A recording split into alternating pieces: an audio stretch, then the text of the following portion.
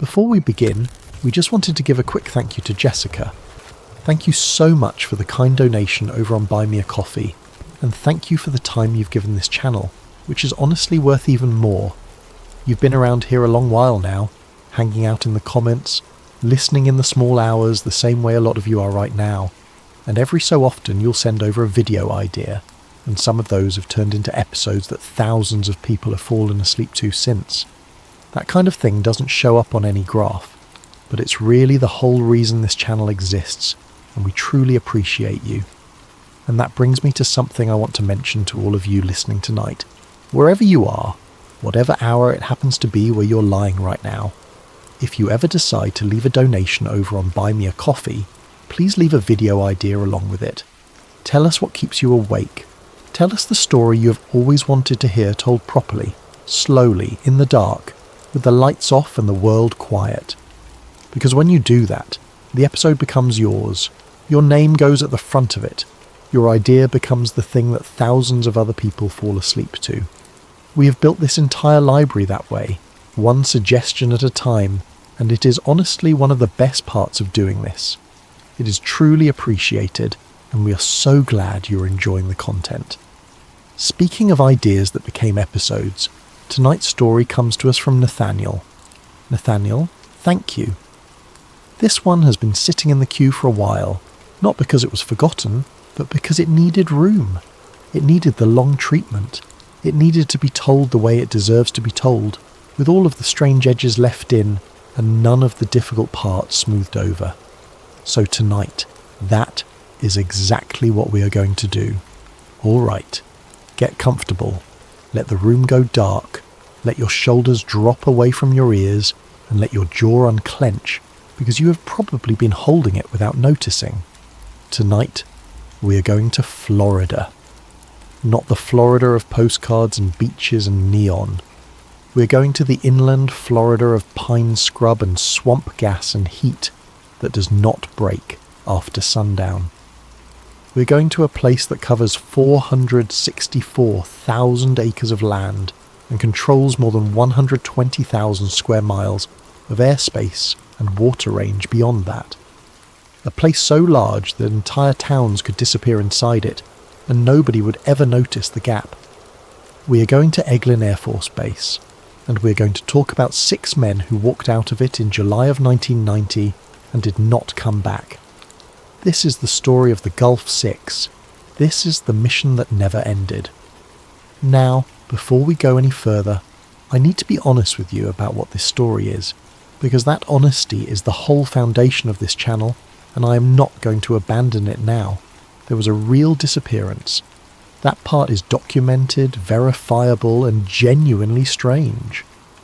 In July of 1990, 6 United States Army soldiers assigned to the 7th Special Forces Group vanished from Eglin Air Force Base in Florida. They were real men with real names and real families. The event was real. The nationwide search was real. The headlines were real. What happened next, in the official record, is that those 6 men eventually surrendered and were prosecuted for being absent without leave. There is no evidence, none whatsoever, that anything described in the second half of tonight's story actually occurred. What we are building tonight is a work of speculative fiction. It grows out of a real event the way a vine grows out of a crack in concrete, and the crack is real, but the vine is something we are planting ourselves. I tell you this now so that you can let go of the work of sorting fact from invention. You do not have to keep score tonight. Just listen. Let the story carry you down. Ready? Then let us begin where every version of this story begins, at a gate, in the heat, in the summer of 1990. Part 1. The base that ate the map. To understand what happened at Eglin, you first have to understand Eglin itself, and I do not think most people ever really have. When you hear the words Air Force Base, you probably picture something with a fence around it, a runway, a cluster of hangars, some barracks, a commissary, a water tower with a name painted on the side. Something you could drive around the perimeter of in 20 minutes, something with a definite shape. Eglin is not that. Eglin Air Force Base is the largest Air Force base in the world by land area. It occupies a stretch of the Florida Panhandle so vast that when you look at it on a map, the reservation appears less like a military installation and more like a geological feature, a blank space, a place where the roads simply stop and the names of towns give way to nothing at all. 464,000 acres. That is roughly 725 square miles of pine forest, sand ridge, cypress swamp and coastal marsh. You could set the entire city of Los Angeles down inside it and still have room left over for the woods to swallow the edges, and it does not stop there. Beyond the land itself, Eglin controls an enormous stretch of restricted airspace and open Gulf water, more than 120,000 square miles of it. There are places on that range where a person could stand and turn a complete circle and see nothing in any direction that indicates the 20th century ever happened. Just pine, just sand, just the low hum of insects and the pressure of the heat. The base was built in the 1930s, and it grew during the Second World War the way everything military grew during the Second World War, which is to say enormously and quickly, and without much regard for what it displaced. Whole communities were bought out, roads were closed, small towns that had existed since the 1800s simply became range numbers. By the summer of 1990, Eglin had been swallowing things for over 50 years. The Second World War pilots trained there for the Doolittle raid, practicing short takeoffs on marked strips in the Florida sand before they ever saw the deck of a carrier. In the decades that followed, the range hosted weapons testing of nearly every conceivable kind. Airdropped ordnance, guided munitions, countermeasure systems, test articles that had names in the records and no descriptions attached to them. There are, on the Eglin Reservation, hundreds of numbered test sites. Some of them are elaborate installations with permanent staff and climate-controlled buildings. Others are little more than a concrete pad in a clearing with a fence around it, and a sign that gives a number and a warning and nothing else. Some of them are still in use. Some of them were abandoned decades ago, and are being slowly reclaimed by the pines, their access roads dissolving back into sand, their gates rusting shut. That is the important part. Hold on to that.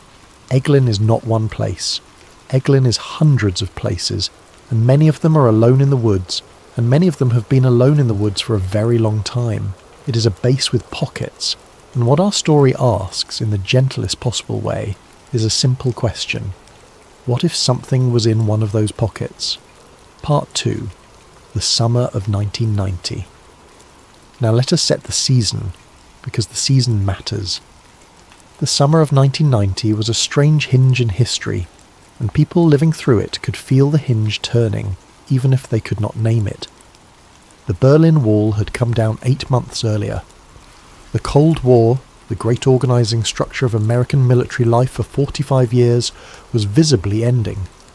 Entire careers had been built around an adversary that was, week by week, ceasing to exist. There were officers at that moment in their 40s who had joined the service to face down the Soviet Union and were now watching that union crack apart on the evening news. And into that vacuum, something else was already moving. On August 2nd of 1990, Iraqi forces would cross into Kuwait, and the entire American military apparatus would pivot toward the Persian Gulf. But in July, that had not happened yet. In July of 1990, the American military was in an odd, humming in-between state. Deployments were being planned for reasons that were not entirely clear. Units were being moved. Budgets that had been aimed at one enemy for 4 decades were suddenly unassigned. If you were going to hide a program, if you were going to bury a line item in an appropriations document, the summer of 1990 would have been an extraordinarily good time to do it. The accountants were all looking somewhere else. That is the historical backdrop. And this is the tone I want you to carry into the rest of tonight's story, because it is the tone that makes the whole thing work. Nothing about a conspiracy has to be dramatic. It does not require villains twirling anything. It requires only a bureaucracy that is distracted, a budget that is in flux, and a piece of land large enough that nobody notices one more fence. Bureaucratic realism. That is what makes a story like this crawl under the skin. Not monsters, paperwork. Part 3, 6 men. The 7th Special Forces Group is not an ordinary unit. Special Forces soldiers, the ones people call Green Berets, are selected through one of the most demanding assessment processes in the American military. The washout rate is severe. The training is long, measured in years rather than weeks. Beyond the physical requirements, which are considerable, candidates are screened heavily for psychological stability, for language aptitude, for the capacity to operate for extended periods with minimal supervision, in environments where the rules are ambiguous and the support is distant. That last quality is the one that matters most for our story. Special Forces soldiers are not trained to be obedient in the simple sense. They are trained to be independent. They are trained to be dropped into a situation, assess it, and make decisions without a chain of command standing behind them. They are trained to notice things, and critically, they are trained to keep their mouths shut. Discretion is not a nice to have in that world. It is the job. These are men whose entire professional existence is built around holding information and not spilling it. In July of 1990, 6 such men were assigned to Eglin Air Force Base. They were, by every account that survives, competent soldiers, not troublemakers, not disciplinary cases, men with clearances, with records, with careers in motion, men who had already given the army years of their lives and had every reason to give it more. And on July 17th of 1990 they left, not with a formal complaint, not with a request for transfer, not through any of the dozen bureaucratic channels available to a soldier with a grievance. They simply went. That is the fact that has kept this case alive for more than 30 years, and it is the fact that no official explanation has ever managed to fully absorb. Because desertion, in the ordinary sense, tends to be a solitary act. A soldier gets overwhelmed, gets homesick, gets into debt or trouble, and slips away. It happens. It has always happened. Militaries have accounted for it since militaries existed. 6 men leaving together at the same time with coordination is not that. 6 is a team. 6 is a decision. Part 4. The official story. Let me give you the official version now, plainly and fairly because it deserves to be heard on its own terms before we start pulling at threads. According to the accepted account, the 6 soldiers left Eglin under the influence of an apocalyptic religious conviction. They had, in this telling, come to believe that some significant end times event was imminent, and they departed in order to travel to a place where they believed they were meant to be present when it happened. Their journey took them across the country. They were eventually located in the western United States, and they surrendered without any violence whatsoever. They were returned to military custody. They were charged with being absent without leave. The army processed them, and the matter concluded. That is the official record, and I want to be clear that it is not implausible. People do experience religious crises. Groups of people do sometimes experience them together, reinforcing one another's convictions until a shared belief hardens into a shared plan. This is a well-documented human phenomenon, and it does not require any conspiracy to explain. But there are aspects of the case that have kept people talking for 3 decades, and those aspects are what our story tonight is built out of. The first is the coordination. This was not a spontaneous walk-off. It had structure. The second is the training. These were men specifically selected for psychological resilience and screened repeatedly for stability. Whatever moved them past filters that are designed to catch exactly this. The third is the silence afterward. The men served their consequences and by and large did not spend the following decades publicly relitigating what happened. There was no book tour, no documentary, circuit, no lawsuit. Silence can mean many things.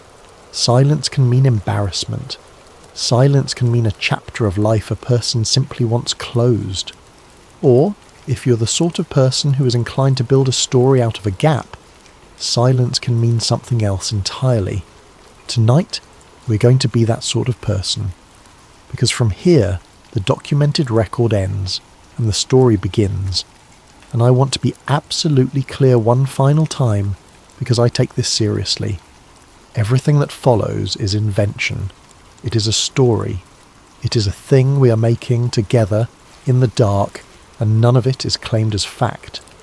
But it starts, as the best of these stories always do, with a real man on a real night, standing at the edge of a real forest, looking at something he was not supposed to see.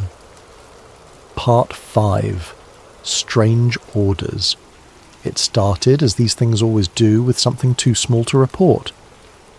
In the last week of June, the 6 men began receiving assignments that did not fit the shape of anything they had done before.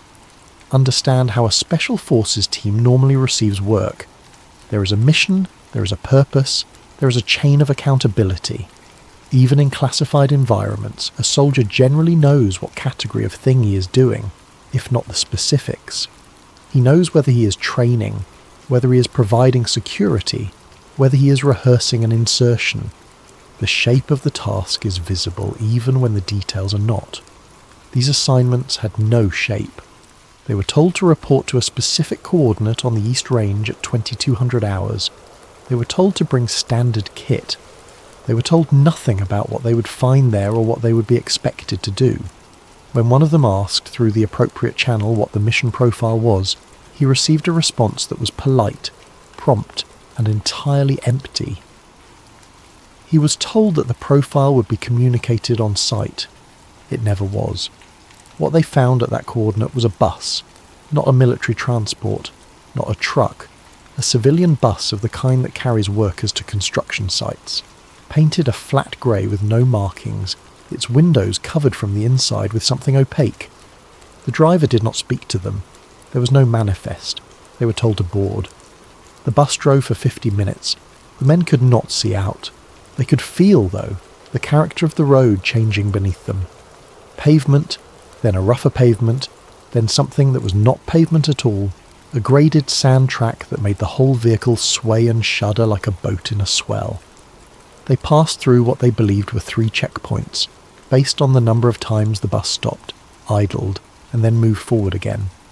When they got off, they were in a clearing in the pines, and there was nothing there but a portable light stand, a generator, and a group of 11 people in civilian clothing standing around a folding table covered in equipment. That was the first assignment. Their job, it turned out, was to stand at the perimeter of that clearing and watch the tree line while the civilians did whatever they were doing at the table. That was all. For 4 hours, 6 of the most highly trained soldiers in the United States Army stood in the Florida dark and watched pine trees, while nearby a group of people in polo shirts and khakis adjusted instruments and spoke quietly to one another in a technical vocabulary none of the soldiers recognized. At 0200 the civilians packed up. The bus came back. Everyone went home. That was assignment 1. There were 11 more over the next 2.5 weeks. Part 6. The Things You Notice. Here is the thing about training men to be observant and then giving them nothing to do but observe. They observe. The team leader, a man we'll call Sergeant First Class Michael Rourke, started keeping a notebook. Not an official log, which would have been a violation. A personal one. Small, cheap. The kind you buy at a gas station, kept in his left cargo pocket.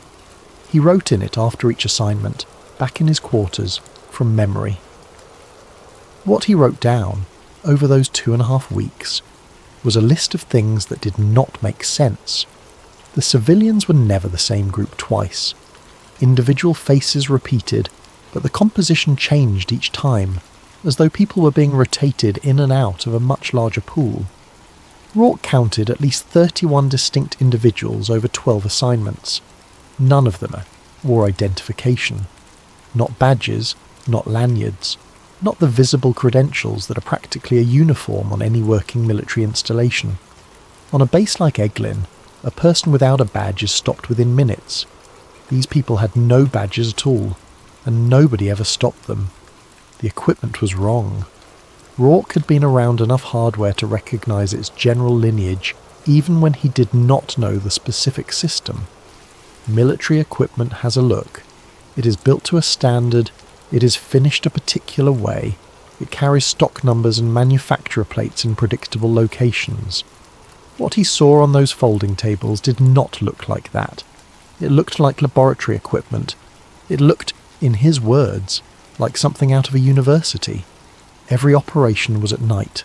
Not most, every single one. And then there were the malfunctions. The first time it happened, Rourke assumed a battery had gone bad. His radio, a hardened field unit that had never given him trouble, produced a rising tone in his earpiece and then went entirely dead for approximately 4 minutes before resuming normal function on its own. The second time, it happened to 3 radios at once, simultaneously, and when they came back, all 3 came back at the same instant. Simultaneous failure across independent units, followed by simultaneous recovery, is not a battery problem. That is an environmental effect. That is something in the air. The compasses were worse. On the 6th assignment, one of the soldiers, checking his bearing out of pure habit during a long shift, noticed his compass needle drifting. Not swinging wildly, drifting. Rotating slowly and steadily, perhaps 2 degrees every 10 seconds, as though the entire magnetic north of the planet were being gently and continuously relocated somewhere off to his left. He watched it for 6 minutes. It rotated through more than 180 degrees during that time. Then it stopped, hung motionless for perhaps 20 seconds, and swung back to true north with a snap he could feel through the housing. He showed the others. Nobody said anything for a while. Then one of them, the youngest, said what everybody was thinking. There is nothing in the field manual for that. Part 7. The paperwork. On the 8th assignment, before boarding the bus, they were handed additional documents to sign. This is worth pausing on, because to understand why it alarmed them, you need to understand what these men were used to. Every soldier at their level had already signed a great deal of paperwork. Non-disclosure agreements are routine in that world. Special access program briefings come with their own read-on documents. A man with a high clearance has signed his name to secrecy dozens of times and thinks nothing of it. Signing a form is not by itself frightening. This form was different in 3 ways. The first was that it referenced no program. Every read-on document any of them had ever signed identified, at minimum, the compartment they were being admitted to, even if only by a code word. This document identified nothing. It described obligations attached to information encountered during the performance of duties at a location, and the location was given only as a set of coordinates. The second was the duration. The obligations described in the document were explicitly permanent, not for the duration of service, not for a specified term of years, permanent, with language extending the obligation past separation from the military and past the termination of the program itself. The third was the acknowledgement clause, and this was the one that made Rourke's hands go cold. The document included a section in which the signer acknowledged that he had been informed of the potential physiological effects of proximity to the test environment, and waived certain claims relating thereto. Rourke read that line 4 times. Nobody had informed him of any physiological effects. Nobody had informed him of anything at all. The document was asking him to sign a statement confirming that a conversation had taken place which had never taken place. He asked the man with the clipboard about it. The man with the clipboard said, and Rourke wrote this down that night in the gas station notebook, that the briefing referenced had been delivered at the unit level, and that if Rourke had questions about the content of that briefing, he should direct them to his chain of command. Rourke's chain of command, when he raised it 2 days later, had never heard of any of it. He signed the document. All 6 of them did. You might wonder why, and the answer is the most human thing in this entire story. Because refusing would have been a much bigger deal than signing. Because he was 34 years old with 11 years in, a wife, 2 kids, and a career. Because the alternative to signing was a conversation with an officer that began with the words, "I am refusing a lawful order," and every man reading that clipboard knew exactly where that conversation ended. That is how these things work, not through force, through the enormous, quiet, everyday pressure of not wanting to be the person who makes a problem. They signed. and 4 nights later the bus took a different road. Part 8, Site 13. The turn came at minute 31. Rourke knew the route by then, in the way a blindfolded man knows a route, by the rhythm of it. 12 minutes of smooth pavement, 9 minutes of rougher road, then the graded sand track and its particular sideways sway. On the night of July 12th, at minute 31, the bus turned left where it had always turned right. Nobody said anything, but all 6 of them registered it, and the small movement of 6 heads coming up at the same moment was itself a kind of communication. The drive continued for another 35 minutes, longer than any previous run. The road got worse and then, abruptly, got better, transitioning to a smooth surface that felt like fresh asphalt. That detail bothered Rourke more than anything else that night. Fresh asphalt, an hour deep into a range that officially contained nothing. Then the bus stopped, and the door opened, and they stepped out into the humid dark, and they saw the hangar. It should not have been there. It was an aircraft hangar of an older design, the arched roof and enormous sliding doors of a structure built sometime in the 1940s or 50s. It sat in a clearing perhaps 400 yards across, and the clearing itself was the wrong shape, too regular, its edges cut too clean against the pines. The building was, at first glance, derelict. The exterior paint had gone to chalk. Vegetation had crept up the walls on the eastern side. 2 of the high windows were broken, and yet the apron in front of the doors was clear. Not clear as in swept, clear as in maintained, with no vegetation pushing through the seams in the concrete, and there is no such thing as untended concrete in Florida. Florida takes concrete back within 2 seasons. Something had been keeping that apron clean, continuously, for a long time.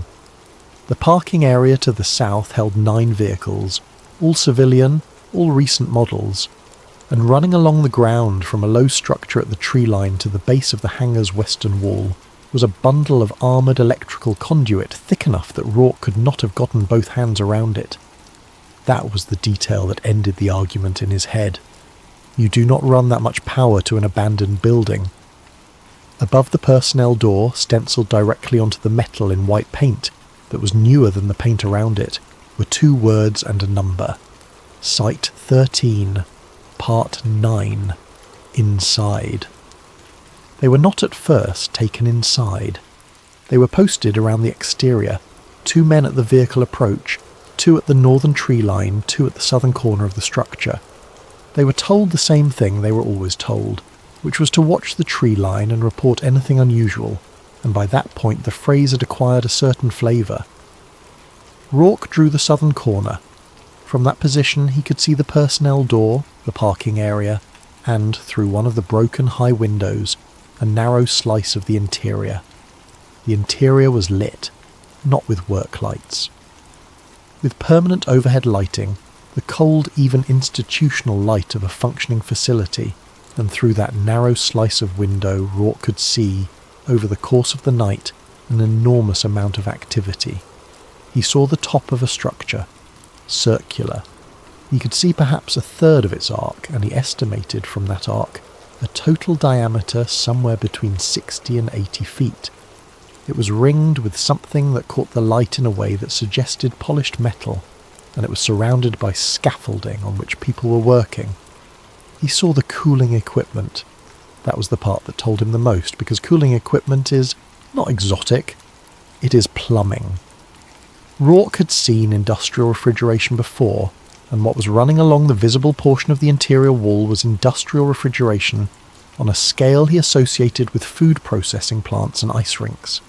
Heavily insulated lines, condensation forming on the exterior of the insulation despite the wrapping. Compressors he could hear from outside the building, running continuously all night. You do not cool a building that way. You cool a building with air conditioning.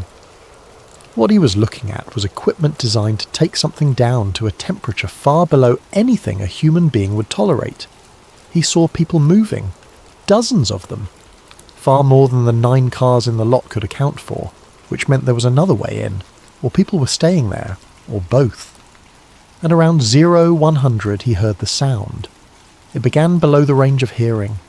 He felt it in his sternum before his ears registered anything, a pressure that arrived from no particular direction. Then it climbed into the audible range as a low tone, deep and pure, entirely unlike the sound of any machine he'd heard before. No mechanical roughness, no reciprocating rhythm, just a rising, clean, terrible note. It climbed for perhaps 40 seconds. The lights inside the hangar dimmed noticeably at the peak, and then the tone cut out. Not faded. Cut instantly, the way a recording stops.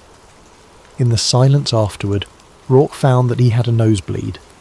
He checked with the others when the shift ended. 2 of the 6 had nosebleeds. 2 more reported a headache located, they both said, unprompted behind the eyes. 1 reported nothing at all. And one of them, the youngest, the one who had spoken up about the compass, said something quietly to Rourke as they walked to the bus. He said that when the tone was at its highest, he had tasted metal, and he had seen the horizon move. Not shake, move. He described it as the tree line briefly appearing to be closer than it was, as though the distance between himself and the pines had been momentarily reduced and then restored. Rourke wrote all of it down that night, and then he wrote one more line at the bottom of the page, and it is the line that begins the second half of this story. He wrote, "What are we guarding?" Part 10.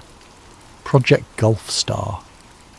The overhearing was an accident, and that is the only reason it happened. On the night of July 14th, a thunderstorm came across the range. Anyone who has spent a summer in the Florida Panhandle knows the kind.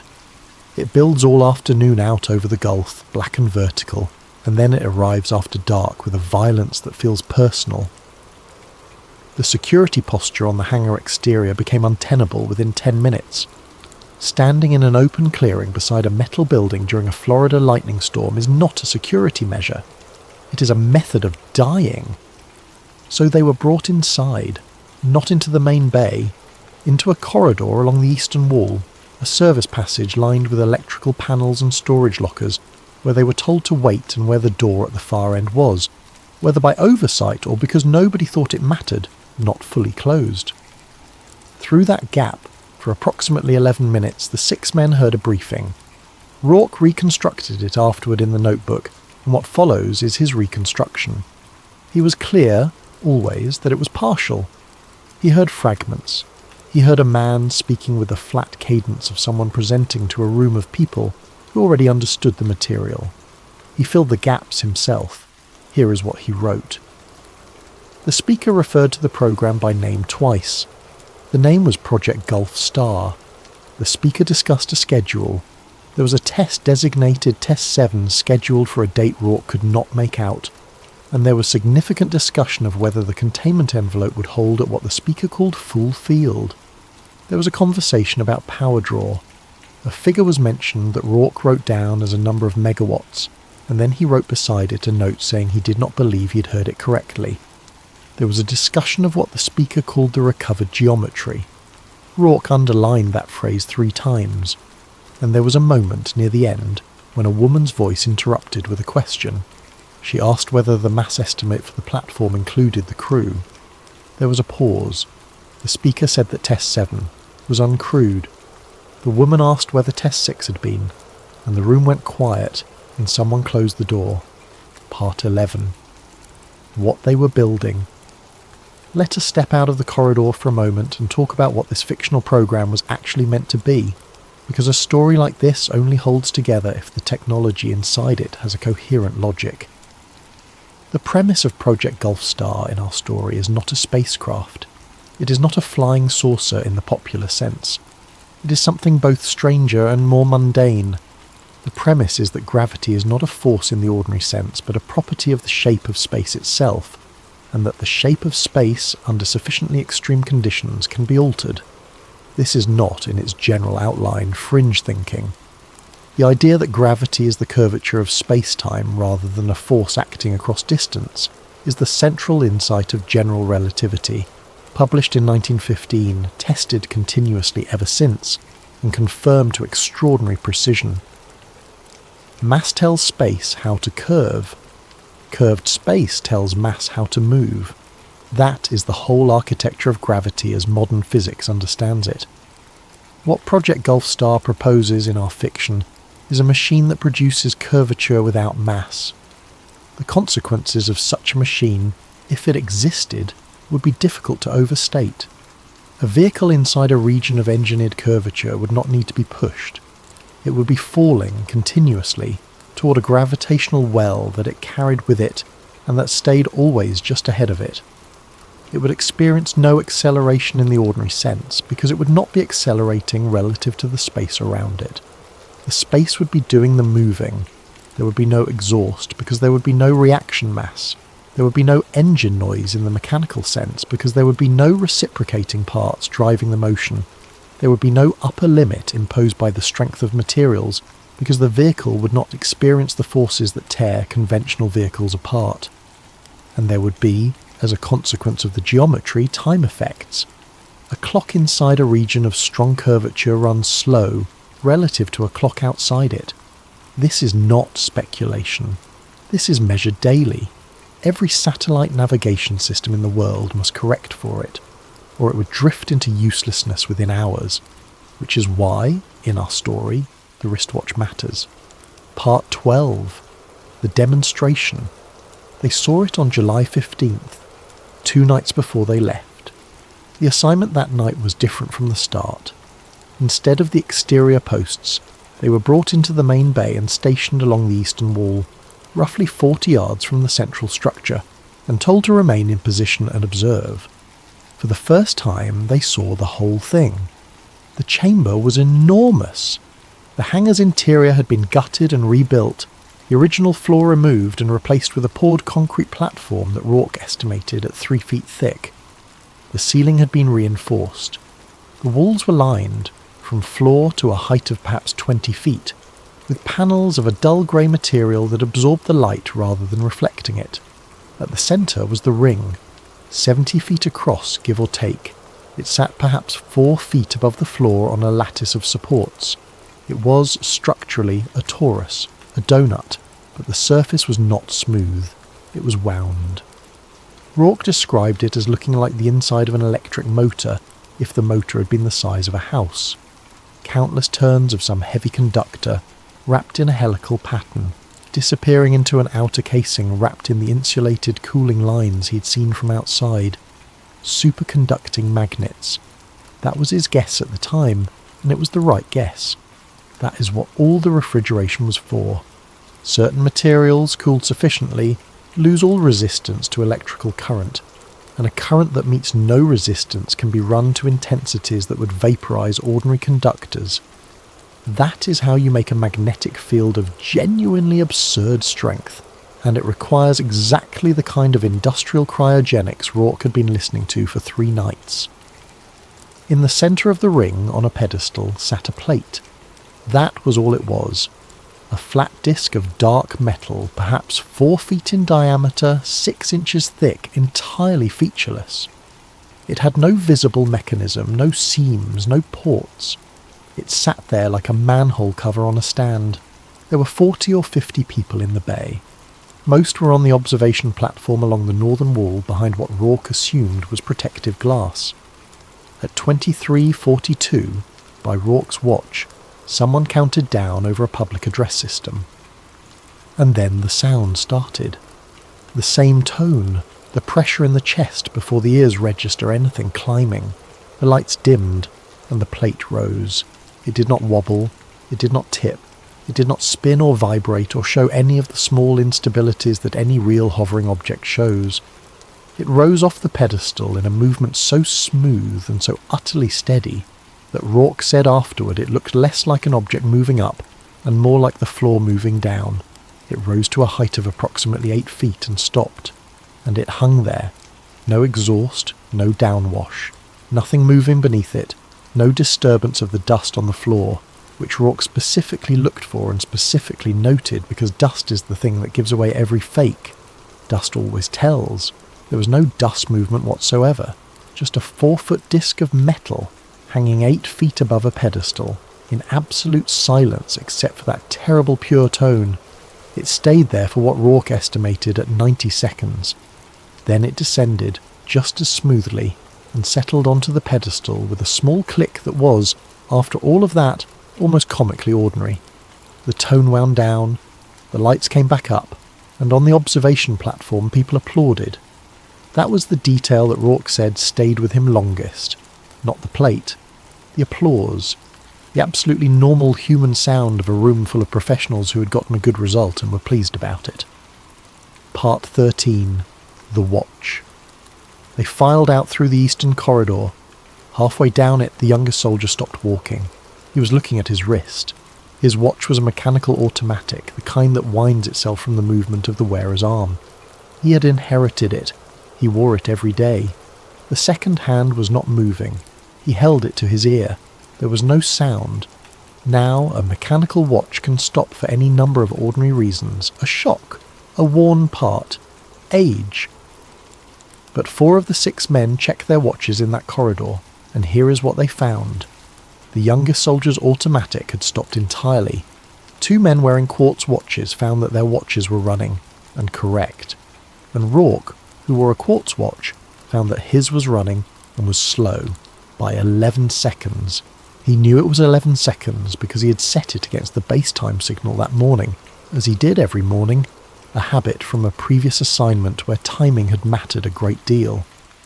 11 seconds in 15 hours would be an enormous drift for a quartz movement. Quartz watches do not lose 11 seconds in a day. They lose that much in a month. He stood in the corridor doing the arithmetic in his head, and he could not make it work. Unless it had not been a drift. Unless it had been a single loss, all at once, during 90 seconds when a disc of metal hung in the air 40 yards away. Part 14. The Physicist. The man found them outside. He was, Rourke guessed, in his early 60s.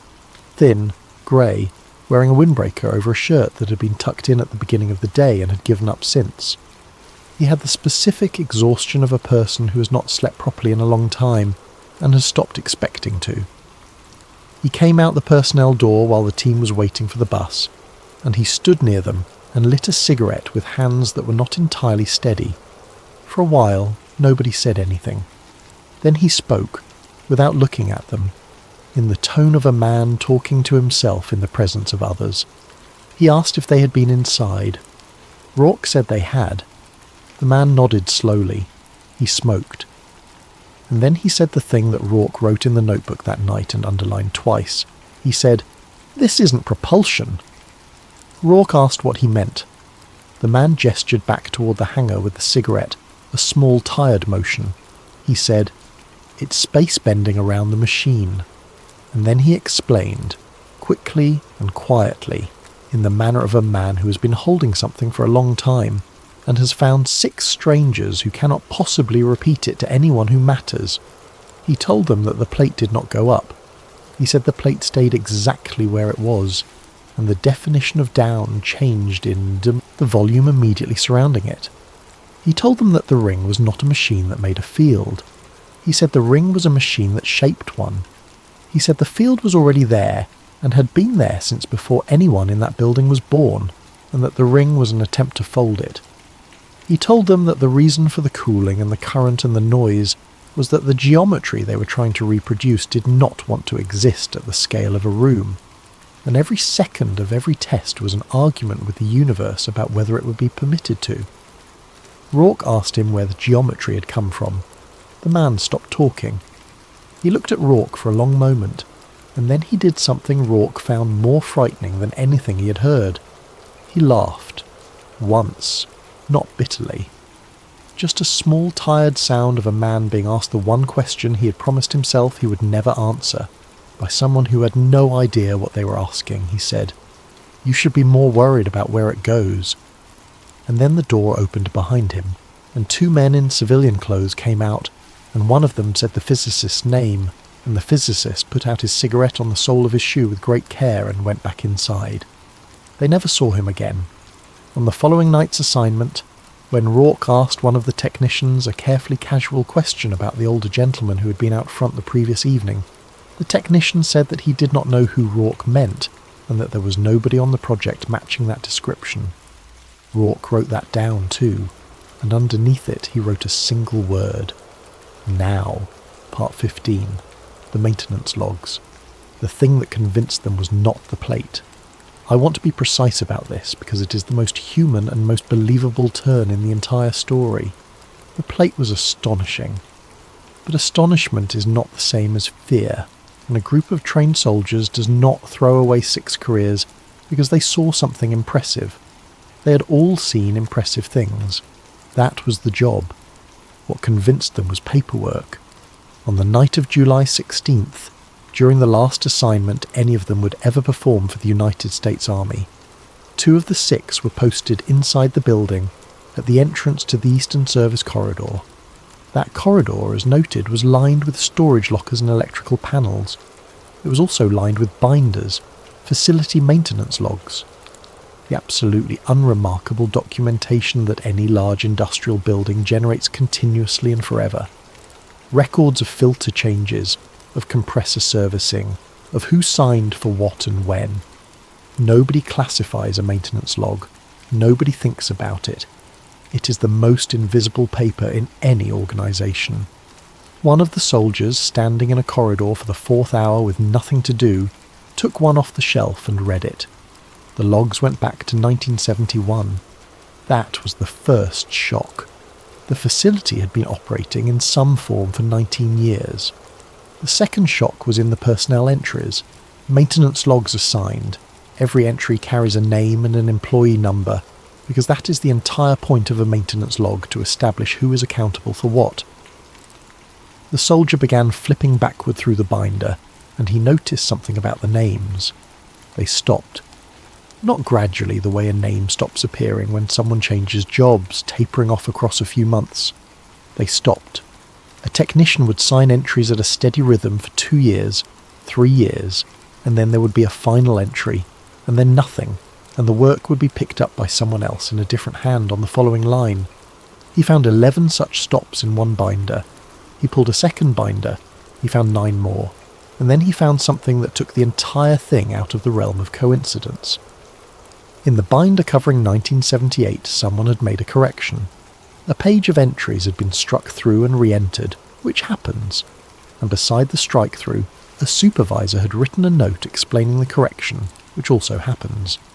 The note read that the entries were being reattributed as the original signing technician was no longer available for verification following the incident of the 9th. The incident of the 9th.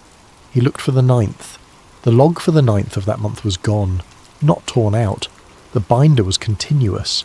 The year 9th simply did not exist. The 8th was followed by the 10th, and the page numbering had been redone. He put the binder back. He went and got Rourke.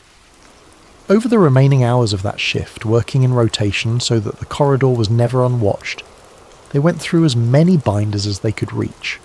Their final count, arrived at hurriedly and certainly incompletely, was between 30 and 40 personnel who appeared in those logs, worked for a period of months or years, and then stopped, permanently, on a specific date, with no transition entry of any kind. And in 3 of those cases, the stop coincided with a missing page. Now, here is why that mattered so much more than the floating plate. Because a floating plate is a marvel, and a marvel can be explained. But a missing page is decision. Somebody sat down at a desk and removed that page and renumbered the binder and initialed the correction. It was not a machine that did that. It was a person doing a job on an ordinary afternoon, probably before going home to dinner. That is what frightened them. Not the technology, the administration of the technology. The fact that somewhere in that building was an office where this sort of thing was handled routinely, and had been handled routinely for 19 years, and where there was presumably a procedure for it. 6 men had just been read onto a program with no name, signed permanent non-disclosure agreements referencing physiological effects nobody had described, watched a demonstration of technology that was not supposed to exist, spoken to a physicist who then ceased to exist, and discovered that this facility had a 19-year history of people simply not appearing in the paperwork anymore. And they had, all 6 of them, been on the wrong side of that count for 2.5 weeks. Part 16. The tape. The archive was not a vault. That is worth saying plainly, because people imagine security as a wall, and it is almost never a wall, it is a habit. The archive at Site 13, in our story, was a room off the northern corridor with a standard institutional door and a cipher lock. Inside were shelving units holding videotape, hundreds of cassettes, in the industrial half-inch format that was standard for engineering documentation in that era, each in a paper sleeve, each labelled by hand. The cipher lock had a 5-button mechanical code, the kind where the buttons must be pressed in sequence. Those locks are secure against a stranger, and useless against anyone who has spent 20 hours in a corridor watching people go in and out of the door.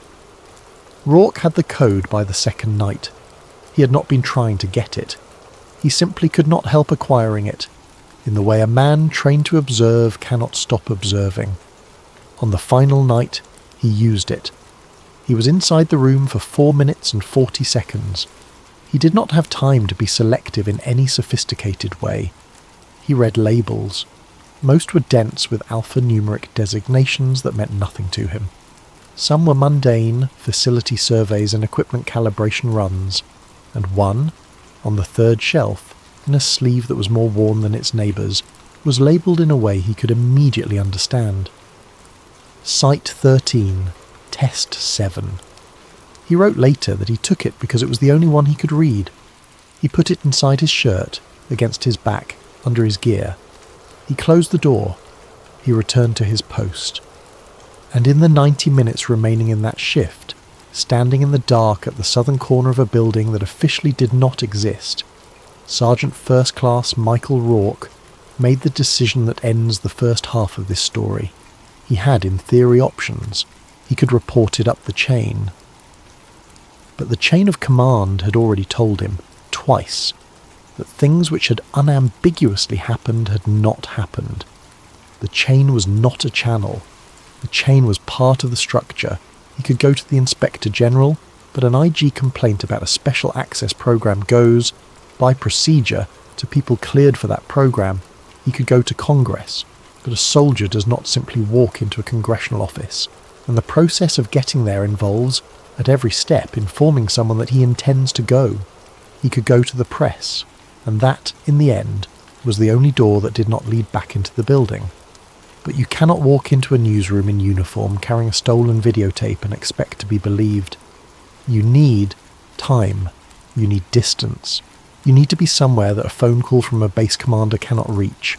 And most of all, you need to be gone before anybody notices what is missing. The 6 men met at 0400 on the morning of July 17th, 1990.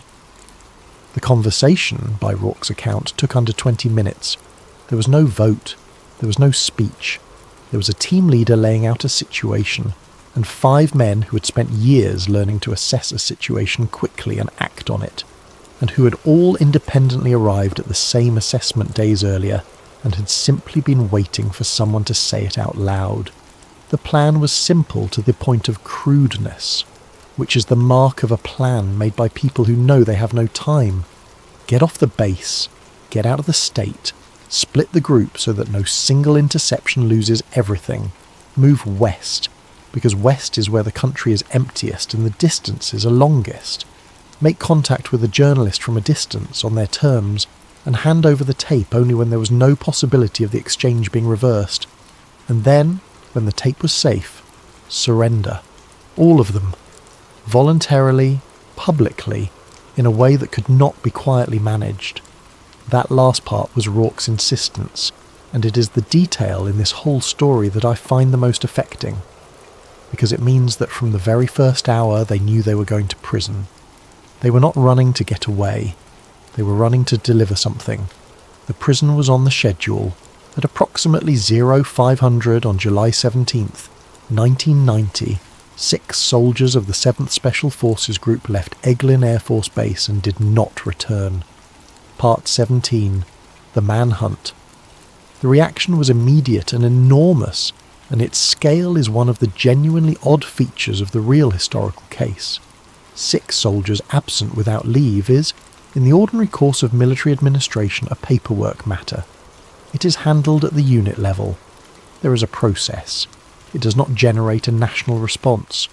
What followed the disappearance of these men was a nationwide search involving federal law enforcement, described in the press within days, with a level of urgency ordinarily reserved for something far more serious than an administrative absence. In our story, of course, we know why. The tape was gone. Somebody, on the morning of July 17th, went into the archive at Site 13 and found a gap on the 3rd shelf and made a phone call, and that phone call went somewhere with real authority attached to it.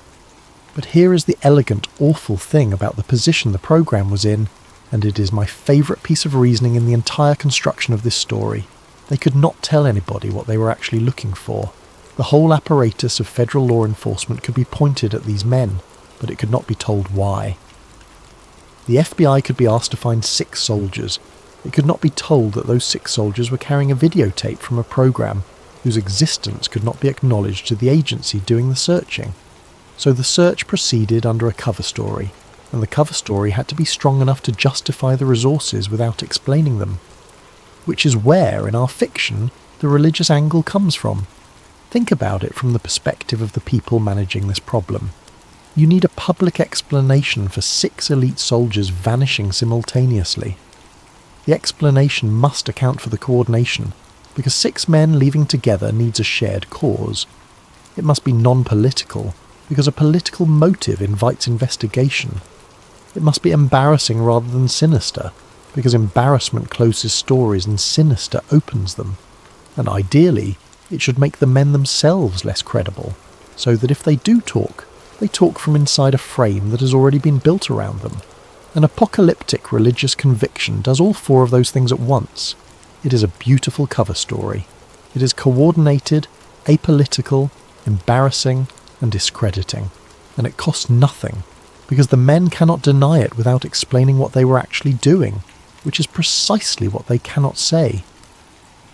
In our fiction, that is what happened. Somebody sat in a room and solved the problem the way a person solves a problem at work, and by the end of the first week that solution was in every newspaper in the country. Part 18. The safe houses. They did not do it alone. This is the part of the story that people find hardest to accept, and that I think is, in a strange way, the most realistic element in it. Because here is a thing that is true about large secret programs. They have alumni. Every classified project that runs for 19 years produces a steady output of people who leave. They retire, they transfer, they get sick, they get old, they get tired, they get a better offer, and they walk out carrying everything they know into a life where they are permitted to say none of it. Some of them make peace with that, some of them do not. In our story, the 6 men found the ones who did not. The first contact came in Alabama 4 days out. A man in his 70s, living alone, who had been given their description and a phone number by someone else who had been given it by someone else, along a chain that had apparently existed, dormant and unused, for a very long time. He fed them. He let them sleep in a back room with the shades drawn. He asked no questions about what they had seen, which was itself the most informative thing about him. And on the second night, as they were leaving, he said the sentence that reframed the entire story for them. He said, "You're not the first unit that stumbled into Site 13. Rourke asked him what he meant. The old man said that there had been others. He named no names and gave no dates beyond a decade. He said that in the 1970s, more than once, personnel assigned to perimeter work at that facility had reached the same conclusion these 6 had reached. Rourke asked what happened to them, and the old man said the thing that made all 6 of them understand, finally and completely, exactly how thin the ice was under their feet. He said, "Nothing happened to them. That's the point. Nothing ever happened to them at all. No arrests, no trials, no headlines, no record. They had gone from being men with careers and families and mailing addresses to being nothing whatsoever, in the paperwork sense. and the transition had been so administratively clean that there was no seam anywhere to catch a fingernail on. Which meant, the old man said, that the 6 of them had done exactly the right thing by going loud. Going loud was the only protection available. A man the whole country is looking for is a man who cannot quietly stop existing. The manhunt that was hunting them was also, in the strangest possible way, the thing keeping them alive. Part 19, Operation Clean Sweep. While the 6 men moved west, something else was happening behind them, and in our story it has a name: Operation Clean Sweep. It was not, in the fiction, a dramatic undertaking. It was again administrative.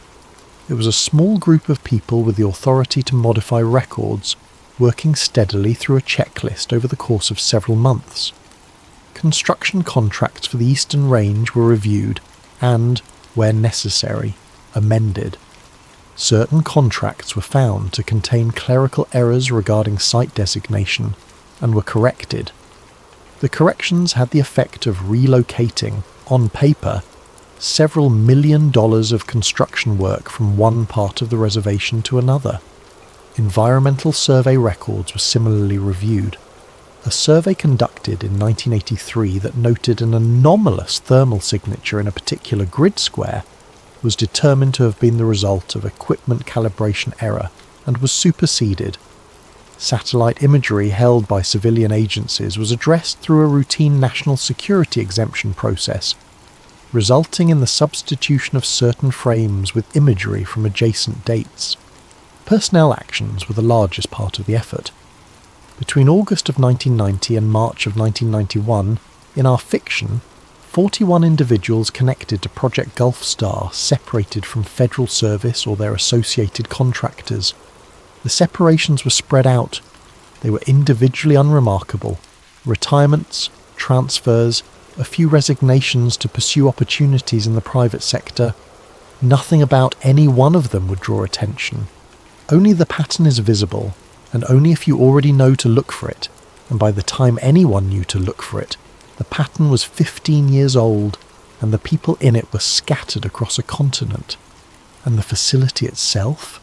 The facility in our story was not destroyed. Destruction is loud.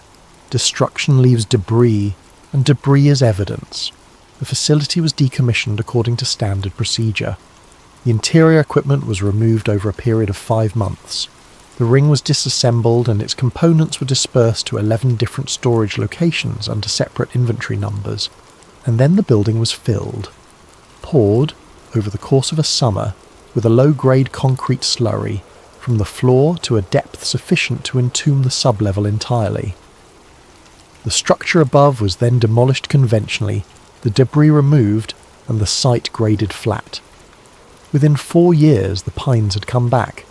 By 1994 there was nothing at that coordinate but forest, and 30 feet beneath the forest floor there was a solid mass of concrete in the shape of a room that officially had never been built. Part 20. Rebecca Sloan. The journalist in our story was named Rebecca Sloan. She was 38 years old.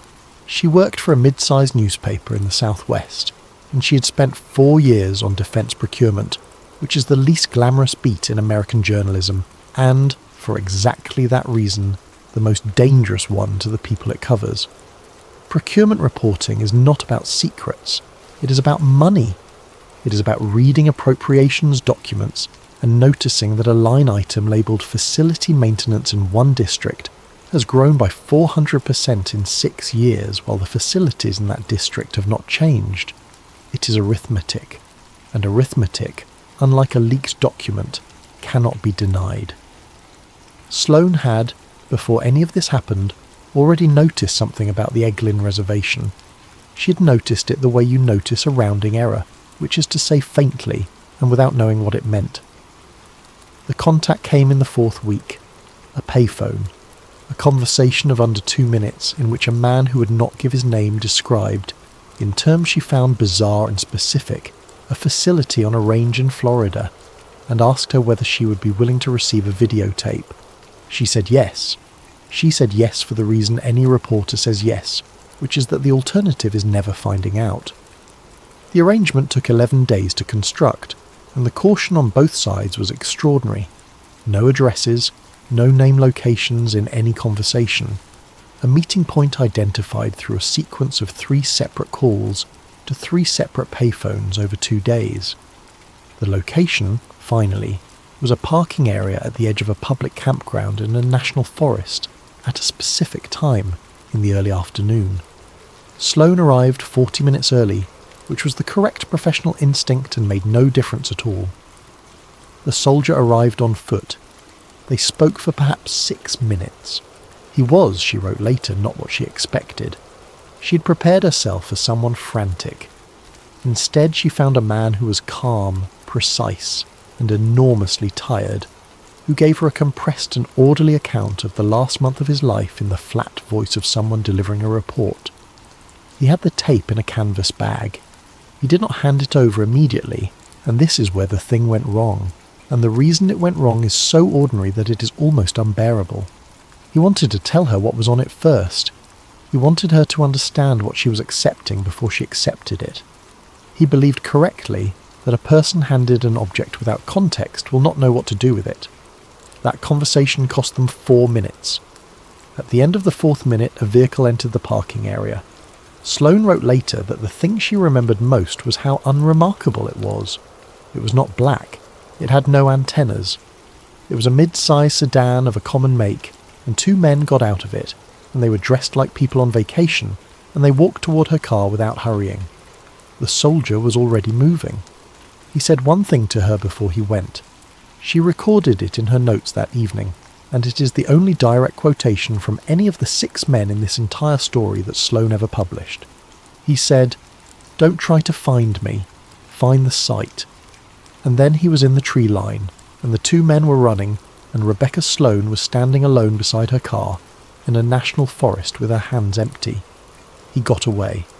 That much she knew, because she was still standing there 20 minutes later when the 2 men came back out of the woods, and their faces told her everything. But the bag was gone with him, and the tape was in the bag. Part 21. The Surrender. They came in over the following months, not together in the end, separately in different jurisdictions over a period of weeks. Each one walked in voluntarily. There was no confrontation, no standoff, no violence of any kind. They were taken into military custody. They were charged, as expected, with being absent without leave. And here the story hands the microphone back to the historical record, because what happened in those proceedings is a matter of public fact. They were prosecuted. The matter concluded. The press, which had covered the disappearance heavily, covered the resolution briefly, because resolutions are always smaller stories than mysteries. The narrative that survived was the one that had been built in the first week. 6 Green Berets, gripped by a shared apocalyptic conviction, walked off a base and were eventually rounded up. A strange story, a sad story, a story about the fragility of belief. And in our fiction, that outcome was not a failure of the cover-up. It was the cover-up completing itself. Because the most effective way to bury something is not to deny it. Denial is a signal. Denial tells people there is something to deny. The most effective way to bury something is to replace it with a smaller story that is embarrassing, complete, and boring.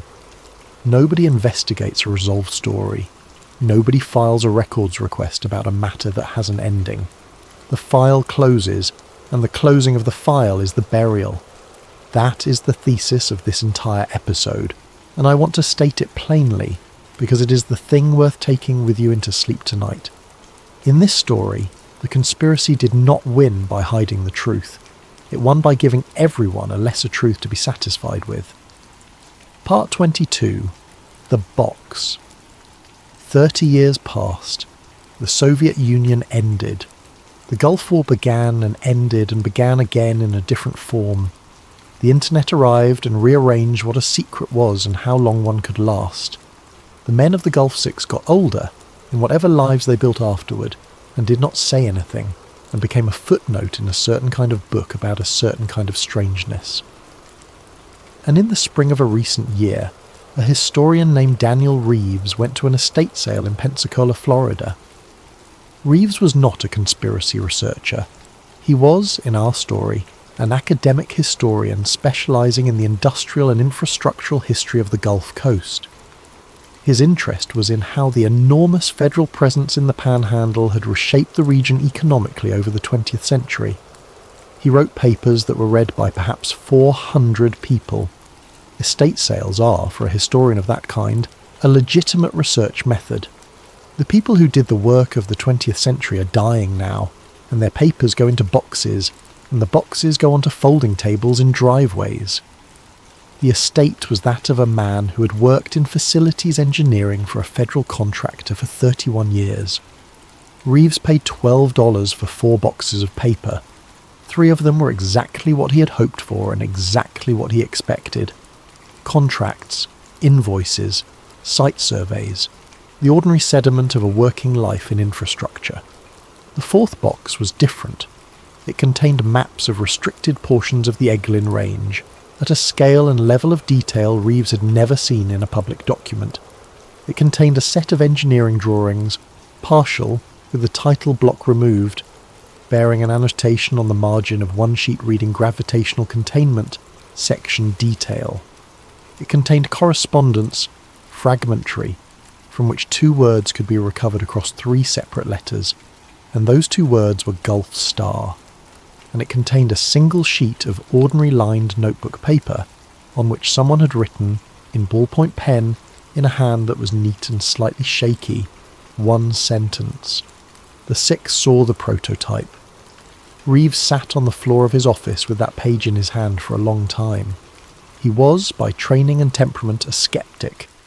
His first assumption was that it was a hoax, or a collection of unrelated documents that a previous owner had assembled into a false pattern.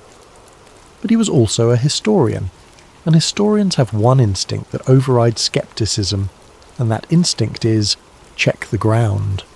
Because paper lies, maps lie, correspondence lies, dirt does not. Part 23. Beneath the Sand. It took Reeves 14 months to get onto the range, not through any dramatic subterfuge, through the ordinary process by which academics get access to federal land, which involves a research proposal, an institutional affiliation, a stated purpose, and a great deal of waiting. His stated purpose was an archaeological and historical survey of mid-century infrastructure on the reservation, which was entirely true.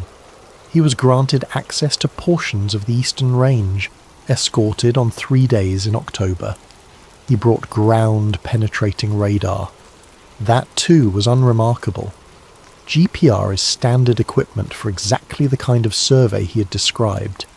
It is how you find old foundations, buried utility runs, the outlines of demolished structures. It is a tool for locating things that used to be there. The coordinate from the map was in a stand of pine, perhaps 40 years old, indistinguishable from the forest around it. The first pass told him something was there. The second pass told him what. The subsurface return showed a continuous mass beginning at a depth of approximately 9 feet and extending downward beyond the effective range of his equipment. It had edges. It had a shape. The shape was rectangular in outline, approximately 140 feet by 220 feet, and within that rectangle, at a depth he estimated at 22 feet, there was a circular void or density anomaly, centered, with a diameter that his software placed between 68 and 74 feet. Reeves stood in a stand of pines in the Florida Panhandle, looking at a screen showing him a perfect circle buried under a forest. He did what any honest researcher does. He checked the records. The construction history of that grid square, per the documentation available to him, showed no structures, ever. The square was listed as undeveloped, having been surveyed in 1952 and again in 1996 with no improvements noted in either survey. There is a phrase for what he was looking at that Reeves used in his notes, and that I think is the perfect description of this entire genre of story. He wrote, "There is a building here that has never existed." Part 24. why they really left. Reeves spent the following 2 years assembling the rest.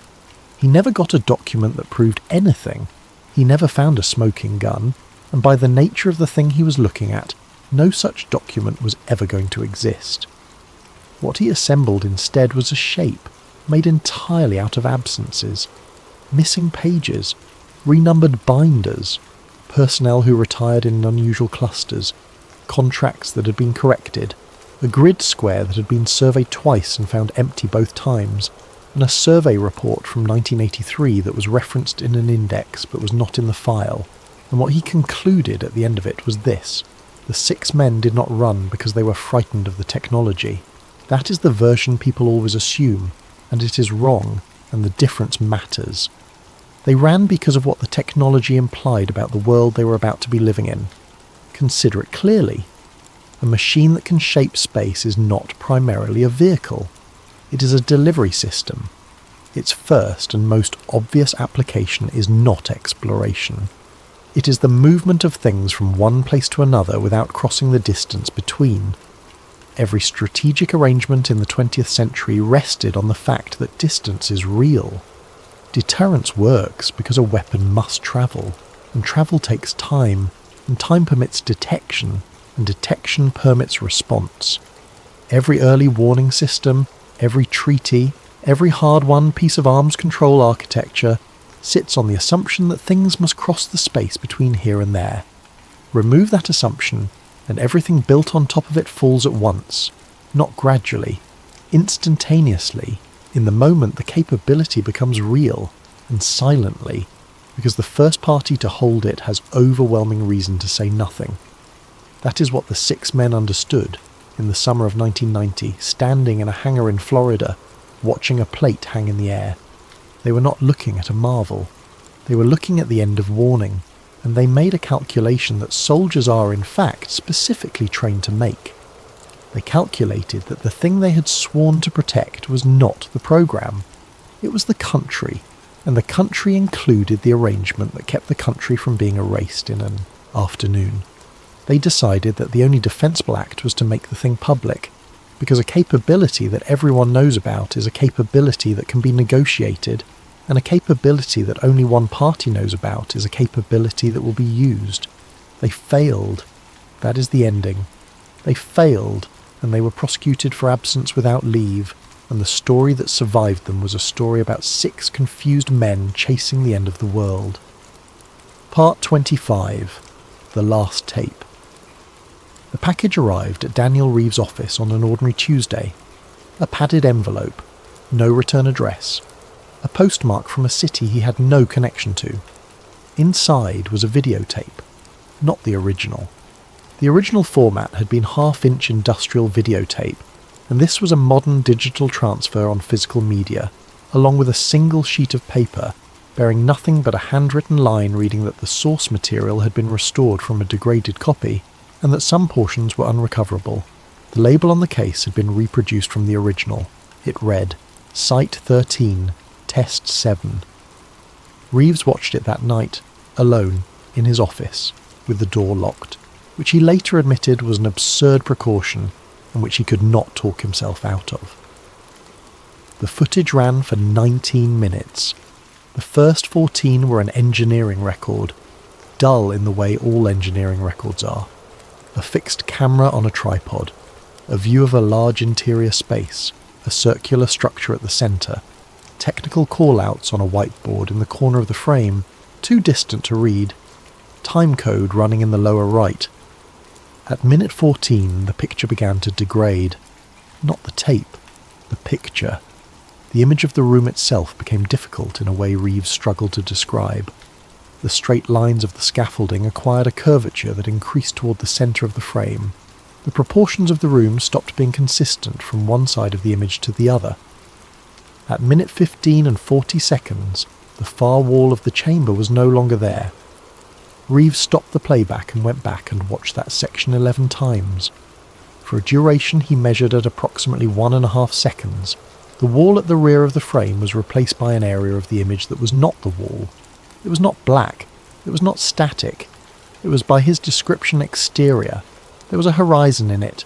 There was a ground plane of some kind, textured and pale, and the light in it was wrong. The light was the deep, saturated red of a sun very low in a sky full of dust. Then the wall was back. The remaining 3 minutes of the recording were the aftermath. People moving quickly, the camera being jostled, the audio, which had been ambient room noise throughout, becoming a confusion of voices, and at the very end, at minute 18 and 51 seconds, a figure walked into the frame and stopped and looked directly into the lens. He was in uniform. He was young. He was unmistakably a soldier. He looked at the camera for 4 seconds. Then he said one sentence, and it is the last thing on the tape. He said, "If you're watching this, they succeeded in convincing everyone we deserted." And the screen turns to static. Part 26, The Reflection.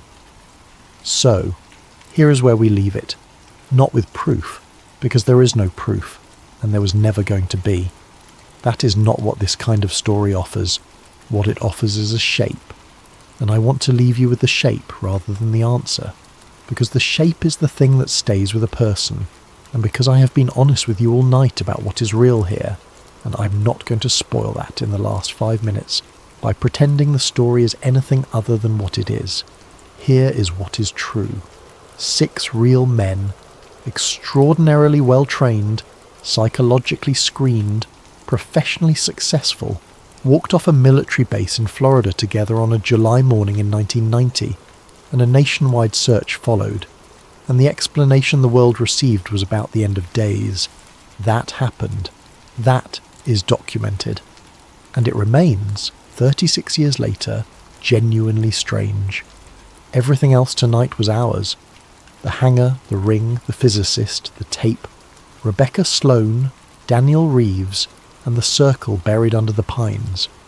We built all of it, together, and I hope it did what it was supposed to do, which was to hold your attention just gently enough that it eventually let go of you. But the thing underneath the story is not fictional, and it is the thing I would like you to carry down with you, which is this. Large institutions do not usually hide things by lying. Lying is expensive and fragile, and it requires everybody involved to remember the same falsehood forever. They hide things by being enormous and slow and boring. They hide things in the sheer volume of paper. They hide things by making the true story so tedious to assemble that no reasonable person would spend a life assembling it. They hide things by offering at exactly the right moment a smaller and more comfortable explanation that lets everyone close the file and go home. The most effective secret in the world is not a locked vault. It is a resolved case.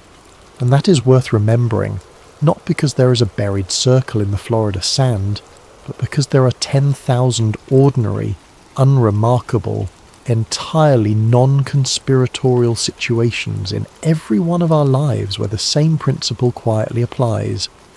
The file that closed a little too neatly, the explanation that arrived a little too quickly and fit a little too well. Sometimes it is just what it looks like, but it is worth noticing when it is not. All right, that is enough thinking for one night. Let all of that go now. Let the hangar go, and the pines, and the 6 men on the road heading west with a tape in a canvas bag, and their whole lives already spent.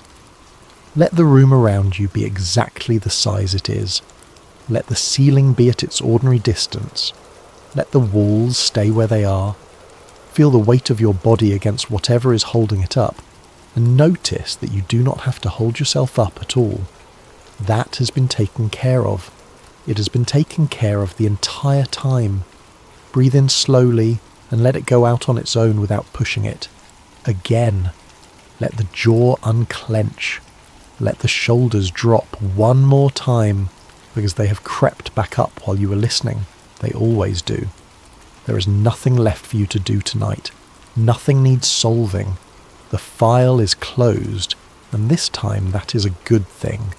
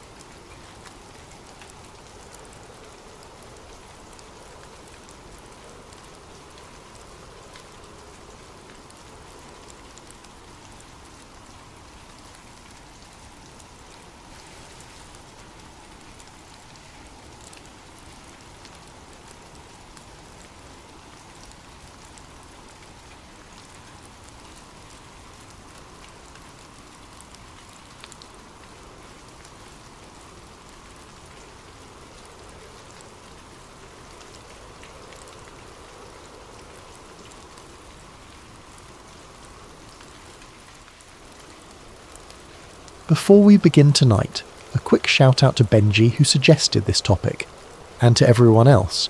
If you're listening on Spotify, please take 10 seconds to leave us a review. It genuinely means the world, and it helps more people find this channel than you might think. Now, close your eyes for a moment. Picture the ocean, not the beach, not the shore, not sunlight dancing on shallow water.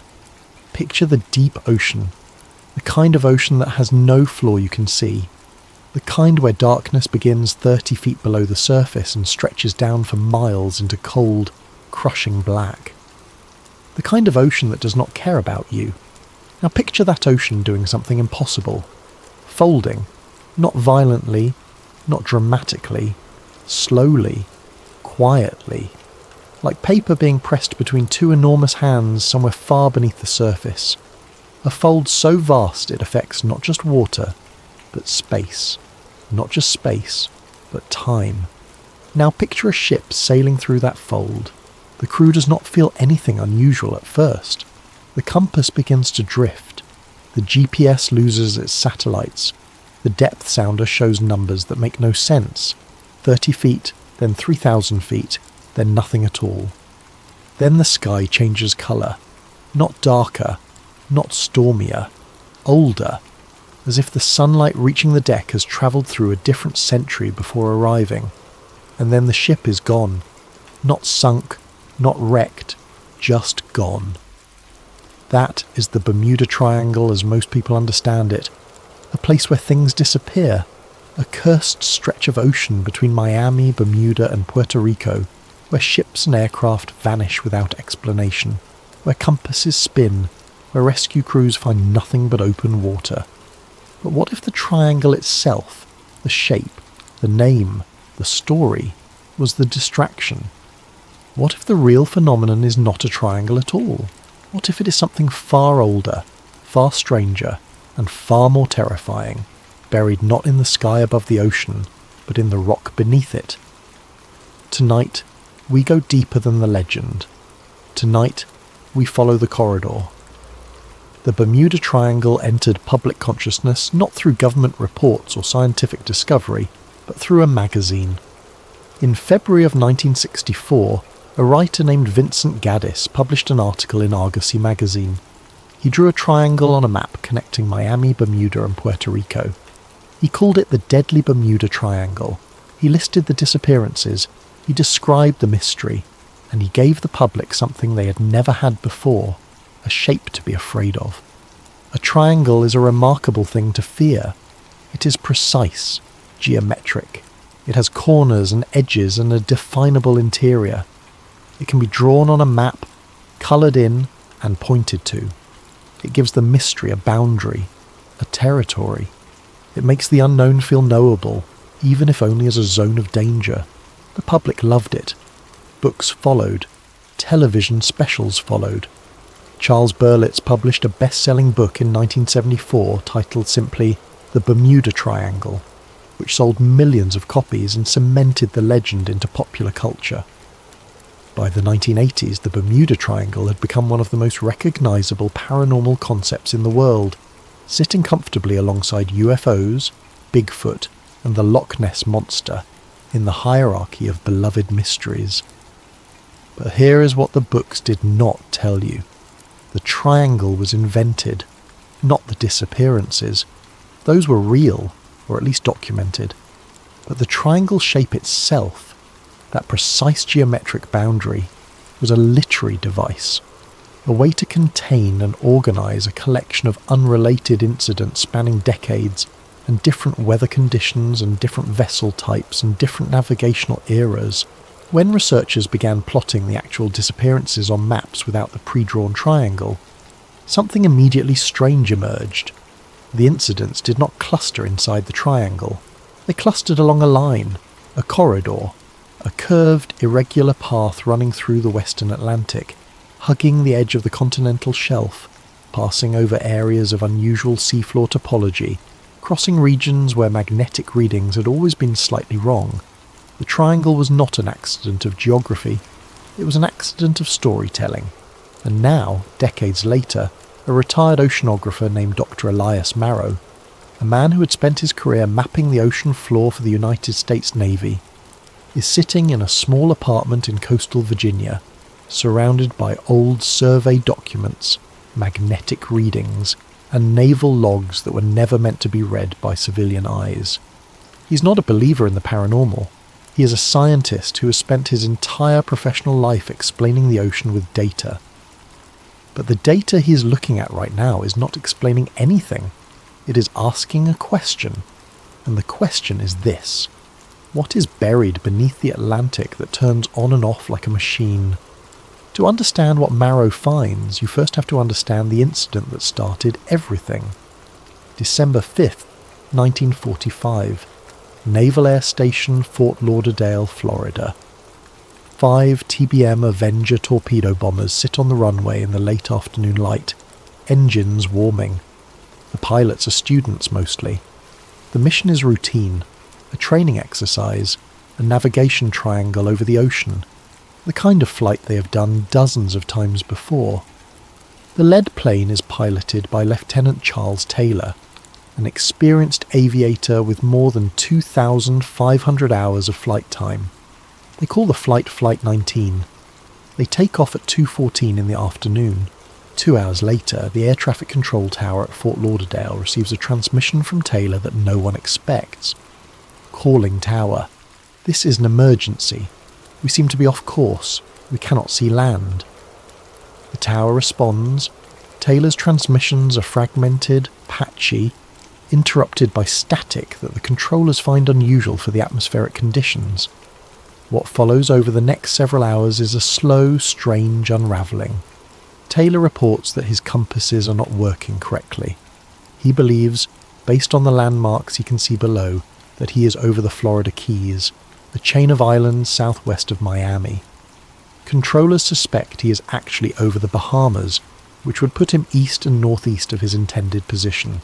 If Taylor is right, he needs to fly north to return to the mainland. If the controllers are right, he needs to fly northwest. Taylor continues flying as if he is over the Keys. Transmissions grow fainter as the planes move further from shore. At approximately 6:45 in the evening, the last transmission from Flight 19 is received. No wreckage is ever found, no bodies, no oil slick, no debris field. 5 aircraft and 14 men simply cease to exist, and then the search begins. A PBM Mariner flying boat, a large reliable aircraft, is dispatched to search the last known area of the flight. The Mariner does not return either.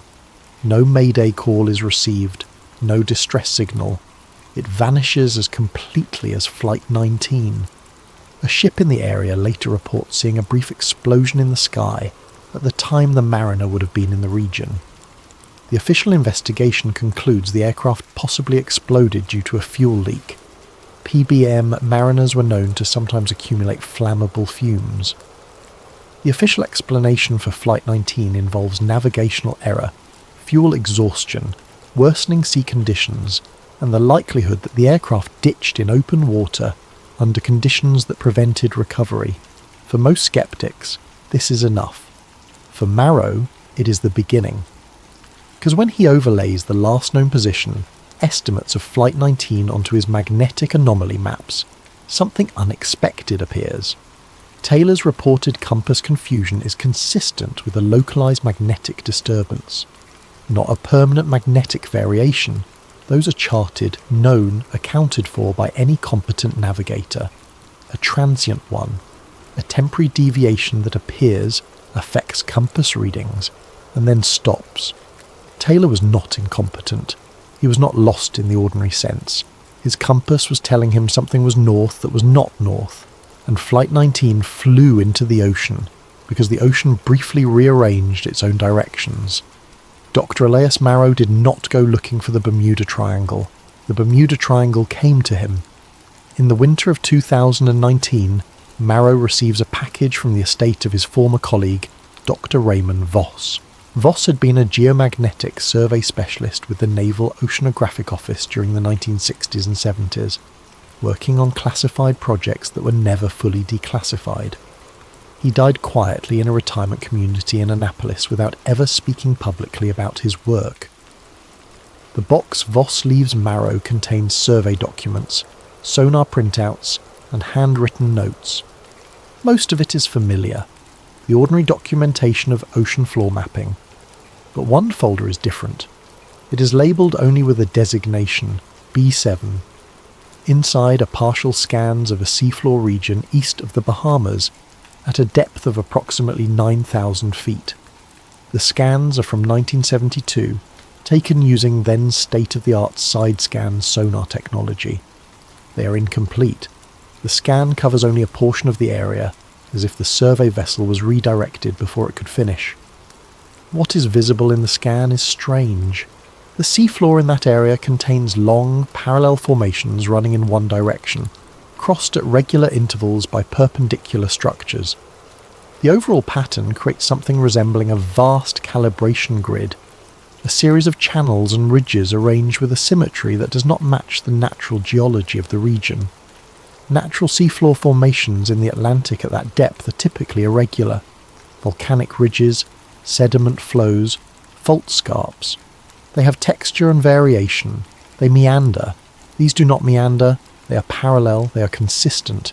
They repeat. Marrow is not a man who jumps to conclusions. He spends months looking for a natural geological explanation. He considers the possibility that the formations are an artifact of the sonar equipment, an imaging error. He considers columnar jointing, a natural process where volcanic rock cools into regular geometric columns. He rules them all out. The scale is too large. The regularity is too precise. The depth is inconsistent with volcanic activity in the region. And then he finds Voss's handwritten note at the back of the folder. It says, "Not geological, not recent, not ours. Recommend no further investigation, not ours." 2 words that send Marrow's career in a completely different direction.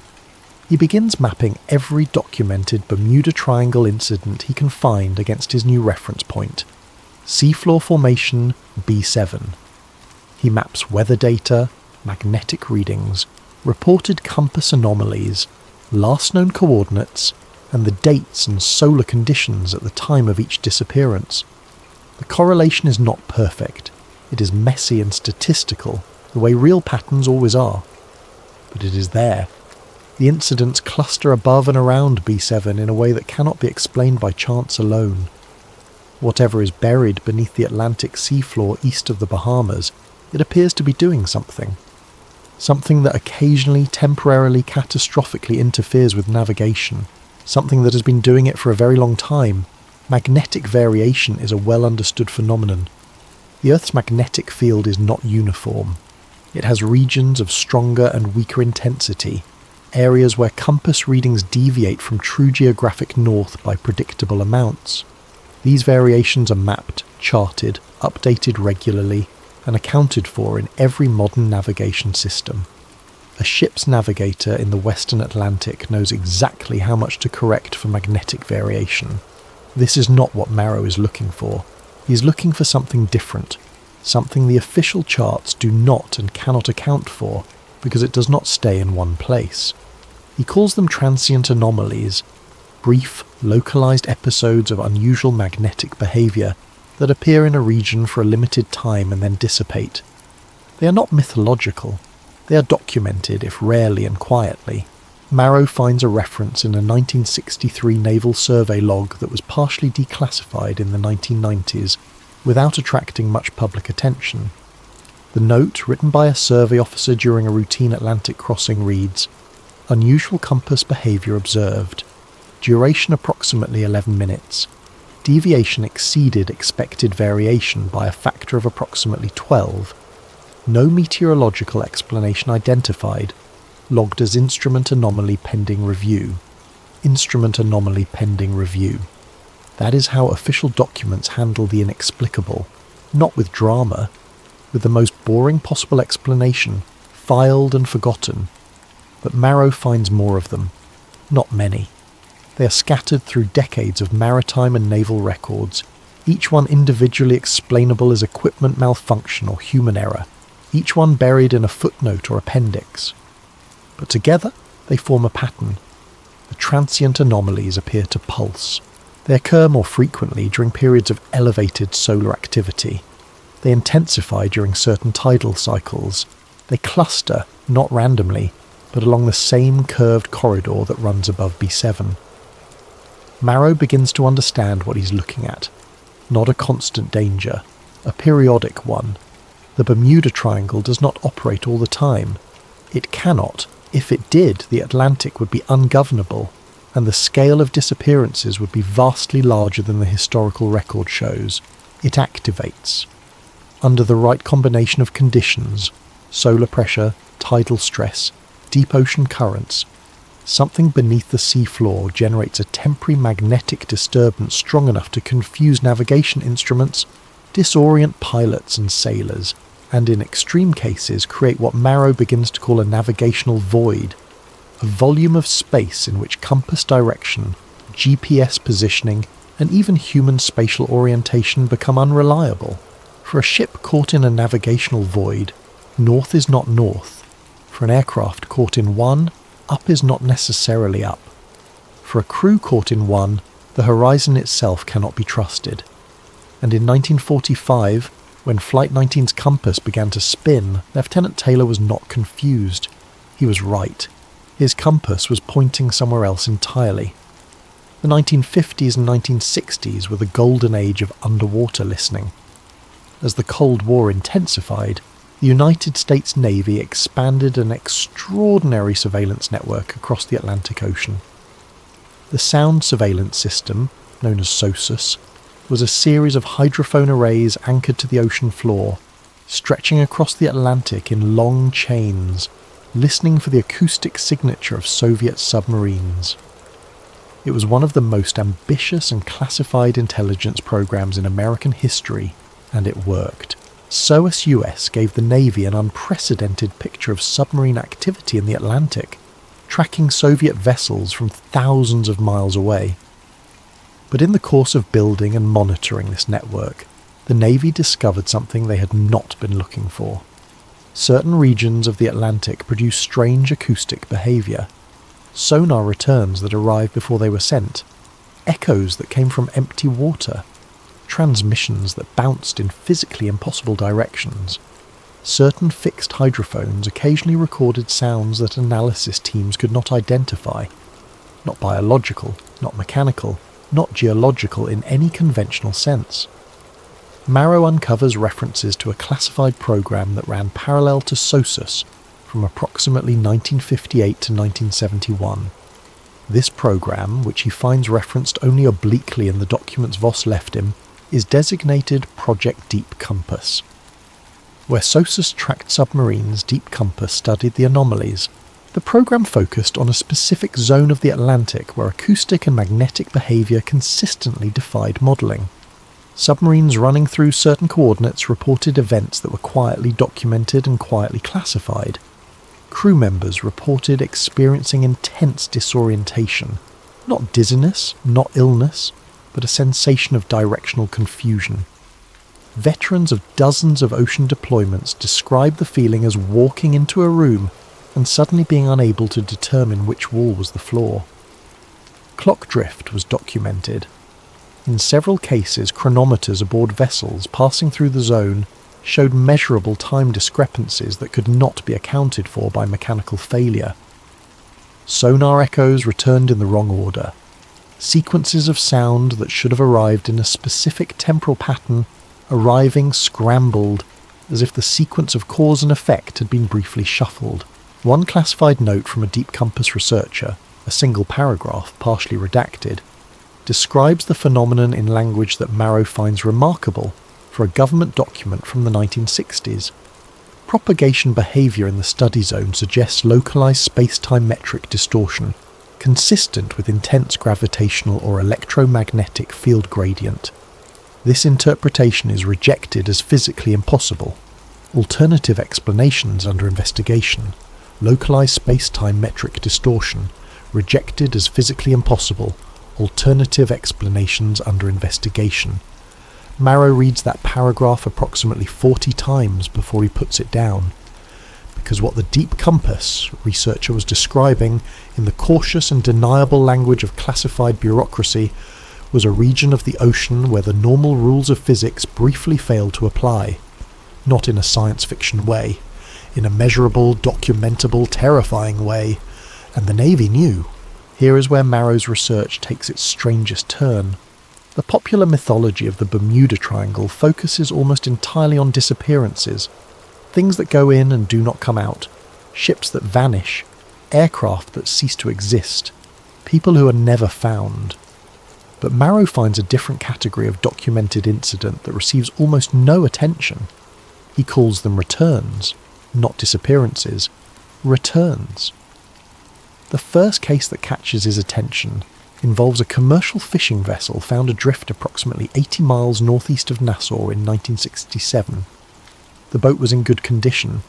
There was food on the table, still relatively fresh. The engine was operational, the radio was functional, the crew was gone, with no sign of struggle or illness, and the ship's chronometer, a precision clock, showed a time that was approximately 4 hours and 17 minutes behind the actual time at that location on that date. 4 hours and 17 minutes. 17. The investigation concluded the clock had malfunctioned, but Marrow notes that the clock was the ship's backup chronometer, used precisely because the primary clock had already failed.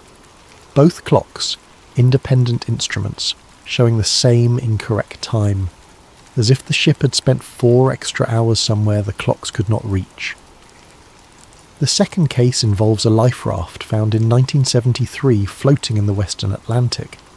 The raft was in good condition, fully inflated, equipped with sealed emergency supplies that appeared unused.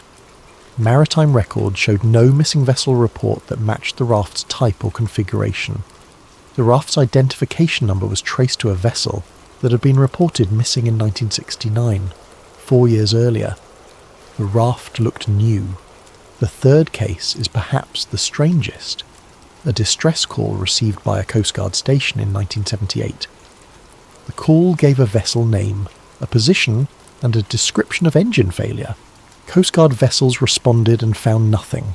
No vessel, no debris, clear weather, calm seas, routine, unexplained.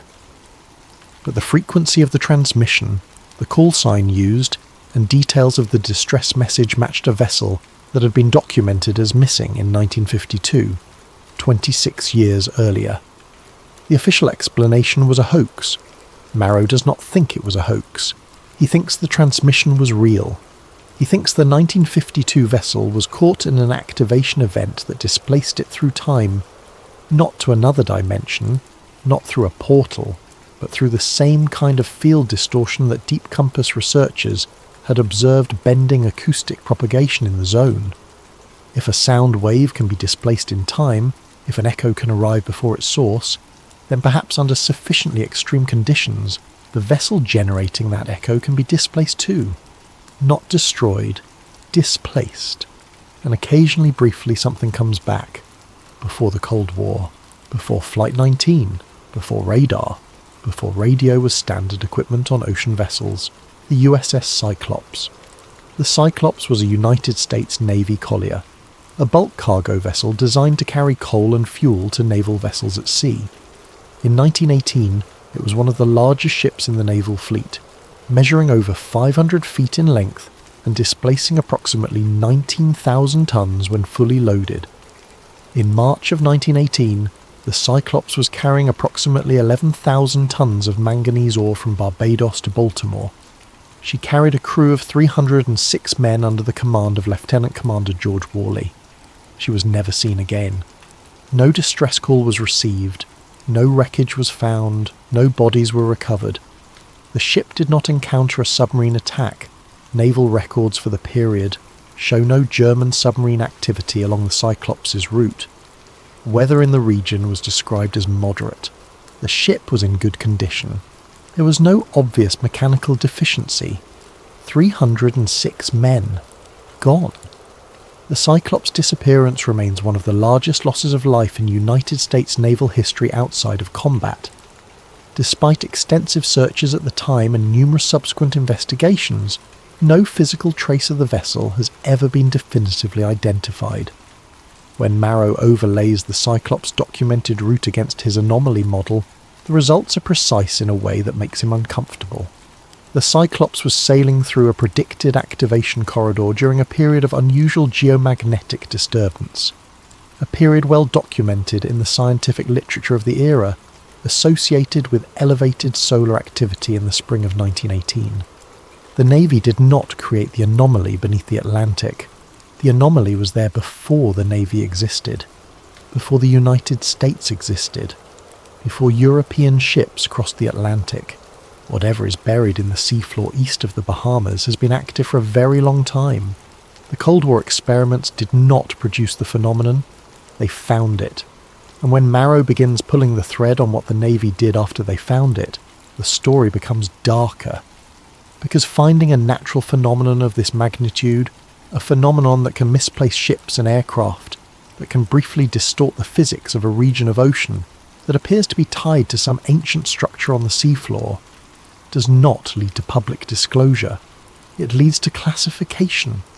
It leads to a quiet effort to understand. And it leads to something worse, an attempt to harness it. Here is the thing about the Bermuda Triangle that no one talks about. The government did not suppress it. The opposite happened. The legend was allowed to grow. Not just allowed, encouraged. Not through direct government action, maybe, but through something more subtle and more effective, the complete saturation of public discourse with increasingly absurd explanations that made serious investigation impossible. Aliens abducting ships, Atlantis rising from the sea floor, sea monsters of impossible size, interdimensional portals, time warps created by ancient crystals, reversed gravity, underwater pyramids built by a lost civilization to harvest solar energy. Each new theory was more spectacular than the last. Each one drove the next wave of book deals and television specials and late-night radio programs. Each one ensured that anyone who stood up in a serious professional context and said, "I think there is a genuine unexplained physical phenomenon in the Western Atlantic that deserves rigorous scientific investigation," would be immediately lumped in with the people who believed the triangle was operated by extraterrestrial beings from the Pleiades. The cover-up was not silence. The cover-up was noise. Marrow realizes this is not a conspiracy in the traditional sense, not a room of men in dark suits choosing to distract the public. It is something more organic and more durable than that. The Navy kept its research classified because that is what the Navy does. The public filled the vacuum with mythology because that is what people do. The media amplified the mythology because it sold, and because that is what media does. And the result, a completely unintentional but extraordinarily effective result, was that by the 1980s, the Bermuda Triangle was so thoroughly associated with fringe culture that any scientist who investigated it seriously was immediately stigmatized. The mystery was too important to investigate, because investigating it meant being associated with people who had made it ridiculous. That is not a conspiracy. That is the most human thing in the world. And it is, Marrow concludes, precisely as effective as any conspiracy could ever be. Marrow obtains additional seafloor mapping data through channels he does not discuss in detail. Former colleagues, Freedom of Information requests that return heavily redacted documents, academic contacts at institutions with access to older naval survey archives. What he assembles, piece by piece, over 2 years of work, is a composite picture of Formation B7, and it is extraordinary. The structure spans approximately 47 miles in its longest dimension. It sits at a depth of between 8,500 and 9,800 feet. It is buried beneath a layer of sediment that, based on accumulation rates in the region, suggests it has been in place for at minimum tens of thousands of years, and possibly much longer. The formation consists of what appear to be long parallel channels, approximately 200 to 300 feet wide and between 60 and 120 feet deep, running in a consistent orientation and spaced at regular intervals of approximately half a mile. Crossing these channels at near perpendicular angles are secondary structures, shallower, narrower, more numerous, creating a grid pattern across the primary channels. The overall geometry is not random. The spacing between primary channels does not vary randomly. It follows a ratio. The ratio, when Marrow calculates it, is approximately 1.618. He stares at that number for a long time. 1.618, the golden ratio. He is not a man who attaches mystical significance to mathematics. The golden ratio appears throughout nature, in the spiral of a nautilus shell, the branching of trees, the arrangement of seeds in a sunflower. Its presence in the formation could indicate a natural geological process that Marrow has not yet identified. But it could also indicate something else, something intentional. Marrow does not know who built Formation B7. He does not know when. He does not know whether it was built at all, or whether it is a natural structure whose regularity exceeds anything previously documented in Atlantic seafloor geology. What he believes, based on years of analysis, is that the formation acts as a kind of transducer, a structure that converts one type of energy into another, specifically that it receives tidal, tectonic, and electromagnetic energy from the surrounding ocean and seafloor, and converts it into the transient magnetic disturbances he has been tracking. When it was first built or formed, perhaps this conversion process was smooth. Perhaps it served some purpose, regulating magnetic field intensity in the region, stabilizing some ancient geological process, doing something so large and so slow that human civilization developed and grew and built ships without ever noticing it. But it has been decaying. For thousands of years, possibly tens of thousands, the structure has been degrading, filling with sediment, cracking along its geometric lines, losing whatever precision it once had. And as it degrades, the energy conversion process it controls becomes less stable. Instead of smooth regulation, the structure produces pulses, sudden, intense, localized releases of electromagnetic energy that briefly but catastrophically distort the magnetic and possibly gravitational field in the ocean above it. The Bermuda Triangle is not a curse, it is a machine that is breaking down. Marrow's research might have remained theoretical, an old scientist's private obsession, unpublished and unknown, if not for a discovery made by a private salvage company operating in the Atlantic in the autumn of 2021. The salvage vessel was operating in an area well outside conventional shipping lanes, using remotely operated vehicles to survey a section of seafloor near the edge of a deep-water plateau. They were not looking for aircraft wreckage, but they found it. At a depth of approximately 6,000 feet, partially buried in sediment, they recovered the remains of a flight recorder, a black box, from an aircraft that could not be immediately identified. The recorder was heavily corroded.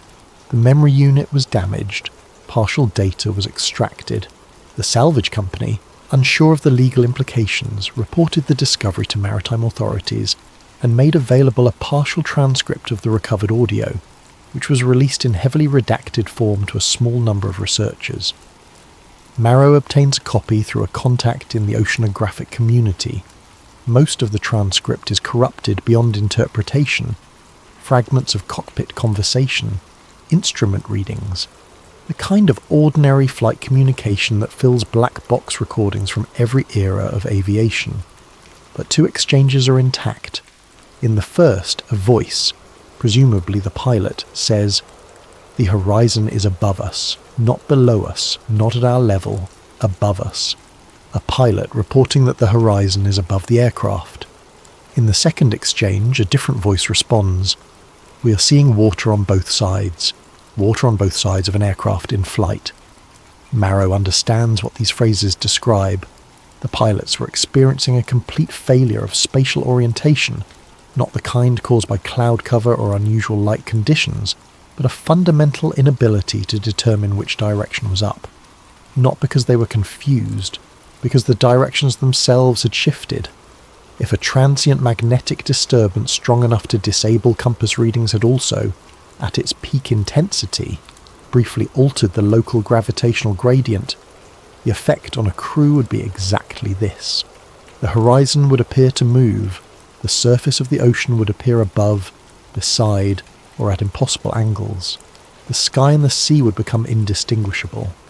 For a few moments, an aircraft caught in a full activation event would be flying through a volume of space, in which the usual coordinates of the physical world had been temporarily rearranged. Marrow cannot identify the aircraft from the recovered data. The salvage company could not identify it either. No matching wreck registration has been found. The aircraft may have been unreported, or it may have been reported decades before the wreck was found. By the spring of 2023, Marrow's model is complete enough to make a prediction. This is the step he has been both working toward and dreading.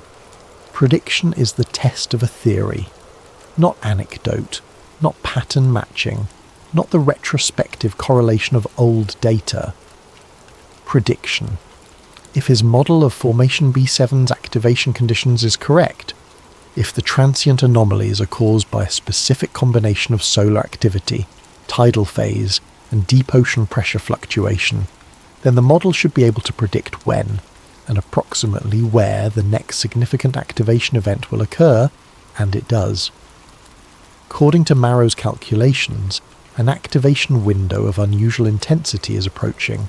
In the late summer of 2023, the zone will not correspond to the classical Bermuda Triangle geography. It will be centered approximately 120 miles northeast of the Bahamas, in deeper water than most documented incidents, in a region that receives very little commercial or recreational traffic. The conditions will align for approximately 18 to 48 hours. The intensity, based on the solar forecast, the tidal calendar, and the deep current modelling Marrow has developed, will be higher than anything the model predicts for the preceding decade. He files reports with maritime regulatory bodies. The reports are politely acknowledged and quietly disregarded. The work of a retired scientist with no current institutional affiliation, making extraordinary claims without peer-reviewed publication. He contacts two former colleagues who still hold positions at research institutions. One does not respond. The other calls him privately and advises him with evident discomfort to be careful. Careful about what? About who else might be watching the same window. Marrow does not sleep well after that call. He makes a decision that any rational person would describe as unwise. He is going to the activation zone, not to prove his theory to the scientific establishment, to see it, to finally see, with his own instruments and his own eyes, what has been hiding beneath the Atlantic for longer than human civilization has existed. The vessel is a 60-foot research boat, borrowed from a former student who now operates a marine survey company. The crew consists of Marrow and 4 skeptics he recruited specifically because he does not want people who already believe him. He wants people who will challenge every reading, who will insist on conventional explanations until conventional explanations become impossible. They set out from Nassau in the early morning. The weather is clear, the ocean is gentle, the sky is the particular shade of blue that makes people fall in love with the sea and forget it has depths no human has ever seen. For the first 18 hours, nothing happens. The crew is professionally sceptical. 2 of them are openly amused by the expedition.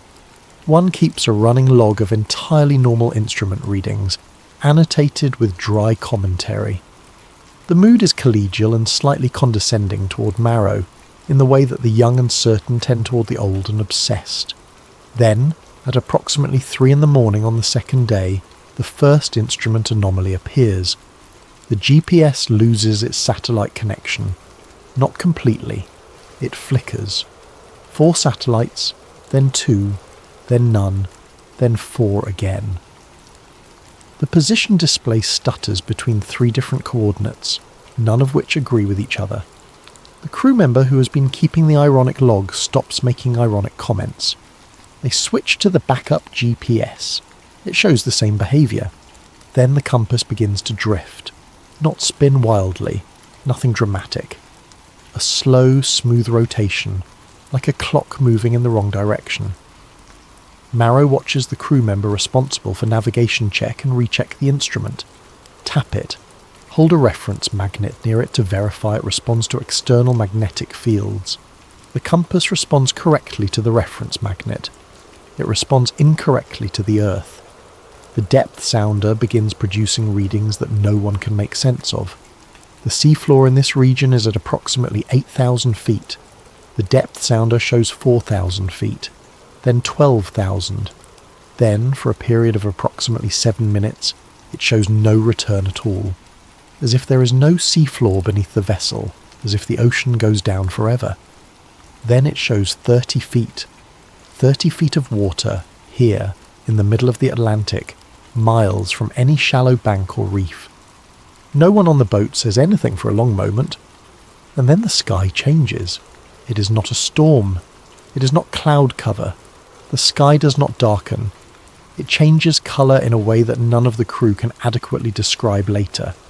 The best description Marrow records in his notes is this: the light is wrong. Not less of it. Not more. Wrong. Like looking at a familiar room through glass that was ground slightly incorrectly. Everything is present, but nothing is quite the colour it should be. One crew member describes it as looking at sunlight that has passed through water. Another describes it as the colour of old photographs.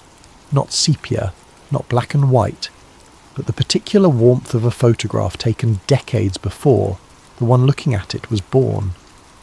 Marrow, standing at the stern of the vessel looking at the ocean surface around the boat, notices something he has no immediate framework to explain. The waves are not moving correctly. They are present. They are real. He can feel them. The boat is responding to them. But their motion appears slightly delayed, as if watched through a medium that slows transmission. Not the waves themselves, but his perception of them.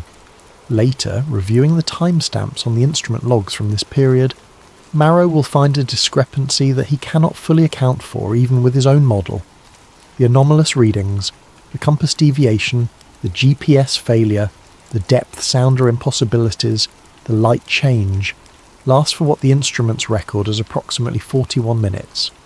The crew's subjective experience of this period is approximately 12 minutes. 29 minutes are missing.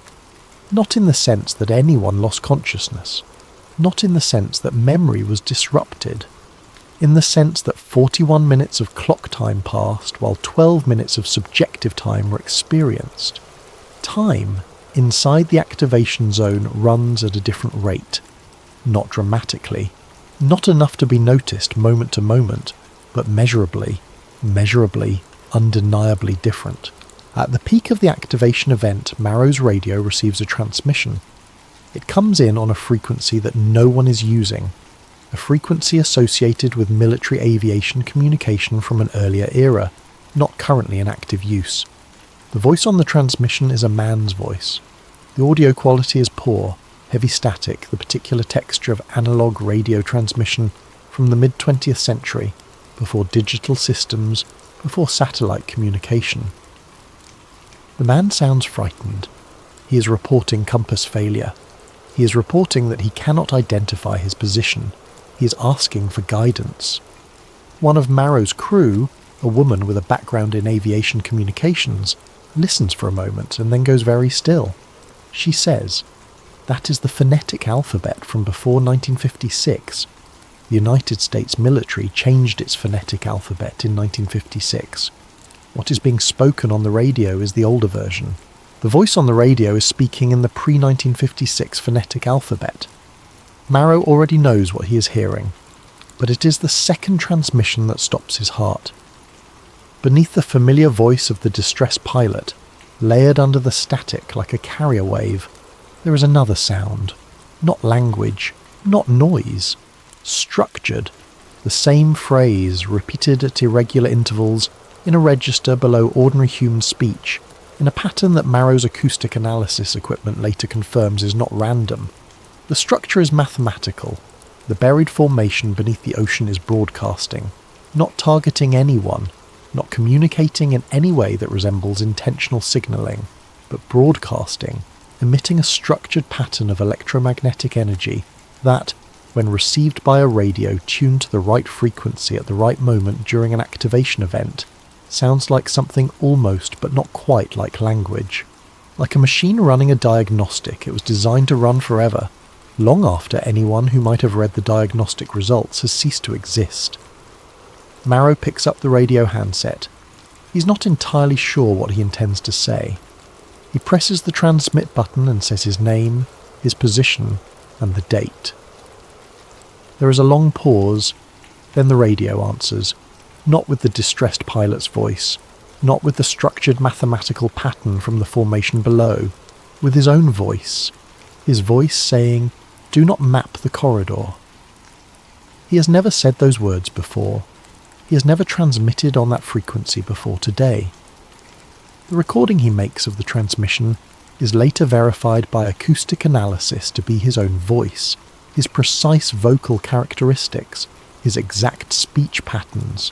The transmission is him, from somewhere else, or some time else. He drops the handset. The activation begins to subside. The compass steadies. The GPS reacquires its satellites. The depth sounder shows 8,000 feet, the real depth, the correct depth. The sky returns to its ordinary blue, and somewhere on the radio, fading into static, the voice of Lieutenant Taylor continues to ask for a position fix that will never come. Marrow's vessel arrives back in Nassau 3 days after departure. To the Maritime Authority log, it has been 3 days. The fuel consumption is consistent with 3 days of operation. The food supplies are reduced by 3 days' worth. The wear on the vessel is consistent with 3 days at sea. To the crew it was 40 minutes. Not subjectively 40 minutes, actually 40 minutes. They have clear, continuous, uninterrupted memories of being at sea for 40 minutes. No one experienced the passage of 3 days. No one slept. No one ate more than a single meal. Their bodies show no sign of 3 days of sun exposure. No beard growth consistent with 3 days. No biological indication that 3 days passed. The boat travelled 3 days' worth of ocean in 40 minutes. Or the crew experienced 40 minutes while the universe outside the activation zone experienced 3 days. Marrow is careful, in his private notes, about which interpretation he favours. He is not certain they are different. The footage recorded on the crew's equipment during the expedition is partially corrupted. The 29 minutes of time that the instruments recorded and the crew did not experience are present in the footage as approximately 43 seconds of visual and audio noise. Not static, not darkness, but something resembling the visual character of film exposed to an X-ray source. Marrow spends months analysing those 43 seconds. He finds, embedded in the noise, repeating at intervals of approximately 1.618 seconds, the golden ratio again, what appears to be a structural image, the channels, the grid, B7, as if, during those 29 missing minutes, the formation was imprinting itself on every recording device in range, not sending a message, running its diagnostic, for anyone who might one day understand what the diagnostic meant. Marrow publishes nothing. He does not file a scientific paper. He does not submit his data to any institution. He does not speak to journalists, documentary makers, or other researchers. He does not contact the government agencies who, he is increasingly certain, already know what he found and have classified it into invisibility. Instead, he does one thing. He makes a private recording. In the recording, he says this: "Everyone is asking the wrong question. They want to know why things disappear in the Bermuda Triangle. That is the wrong question. The right question is why most things pass through safely.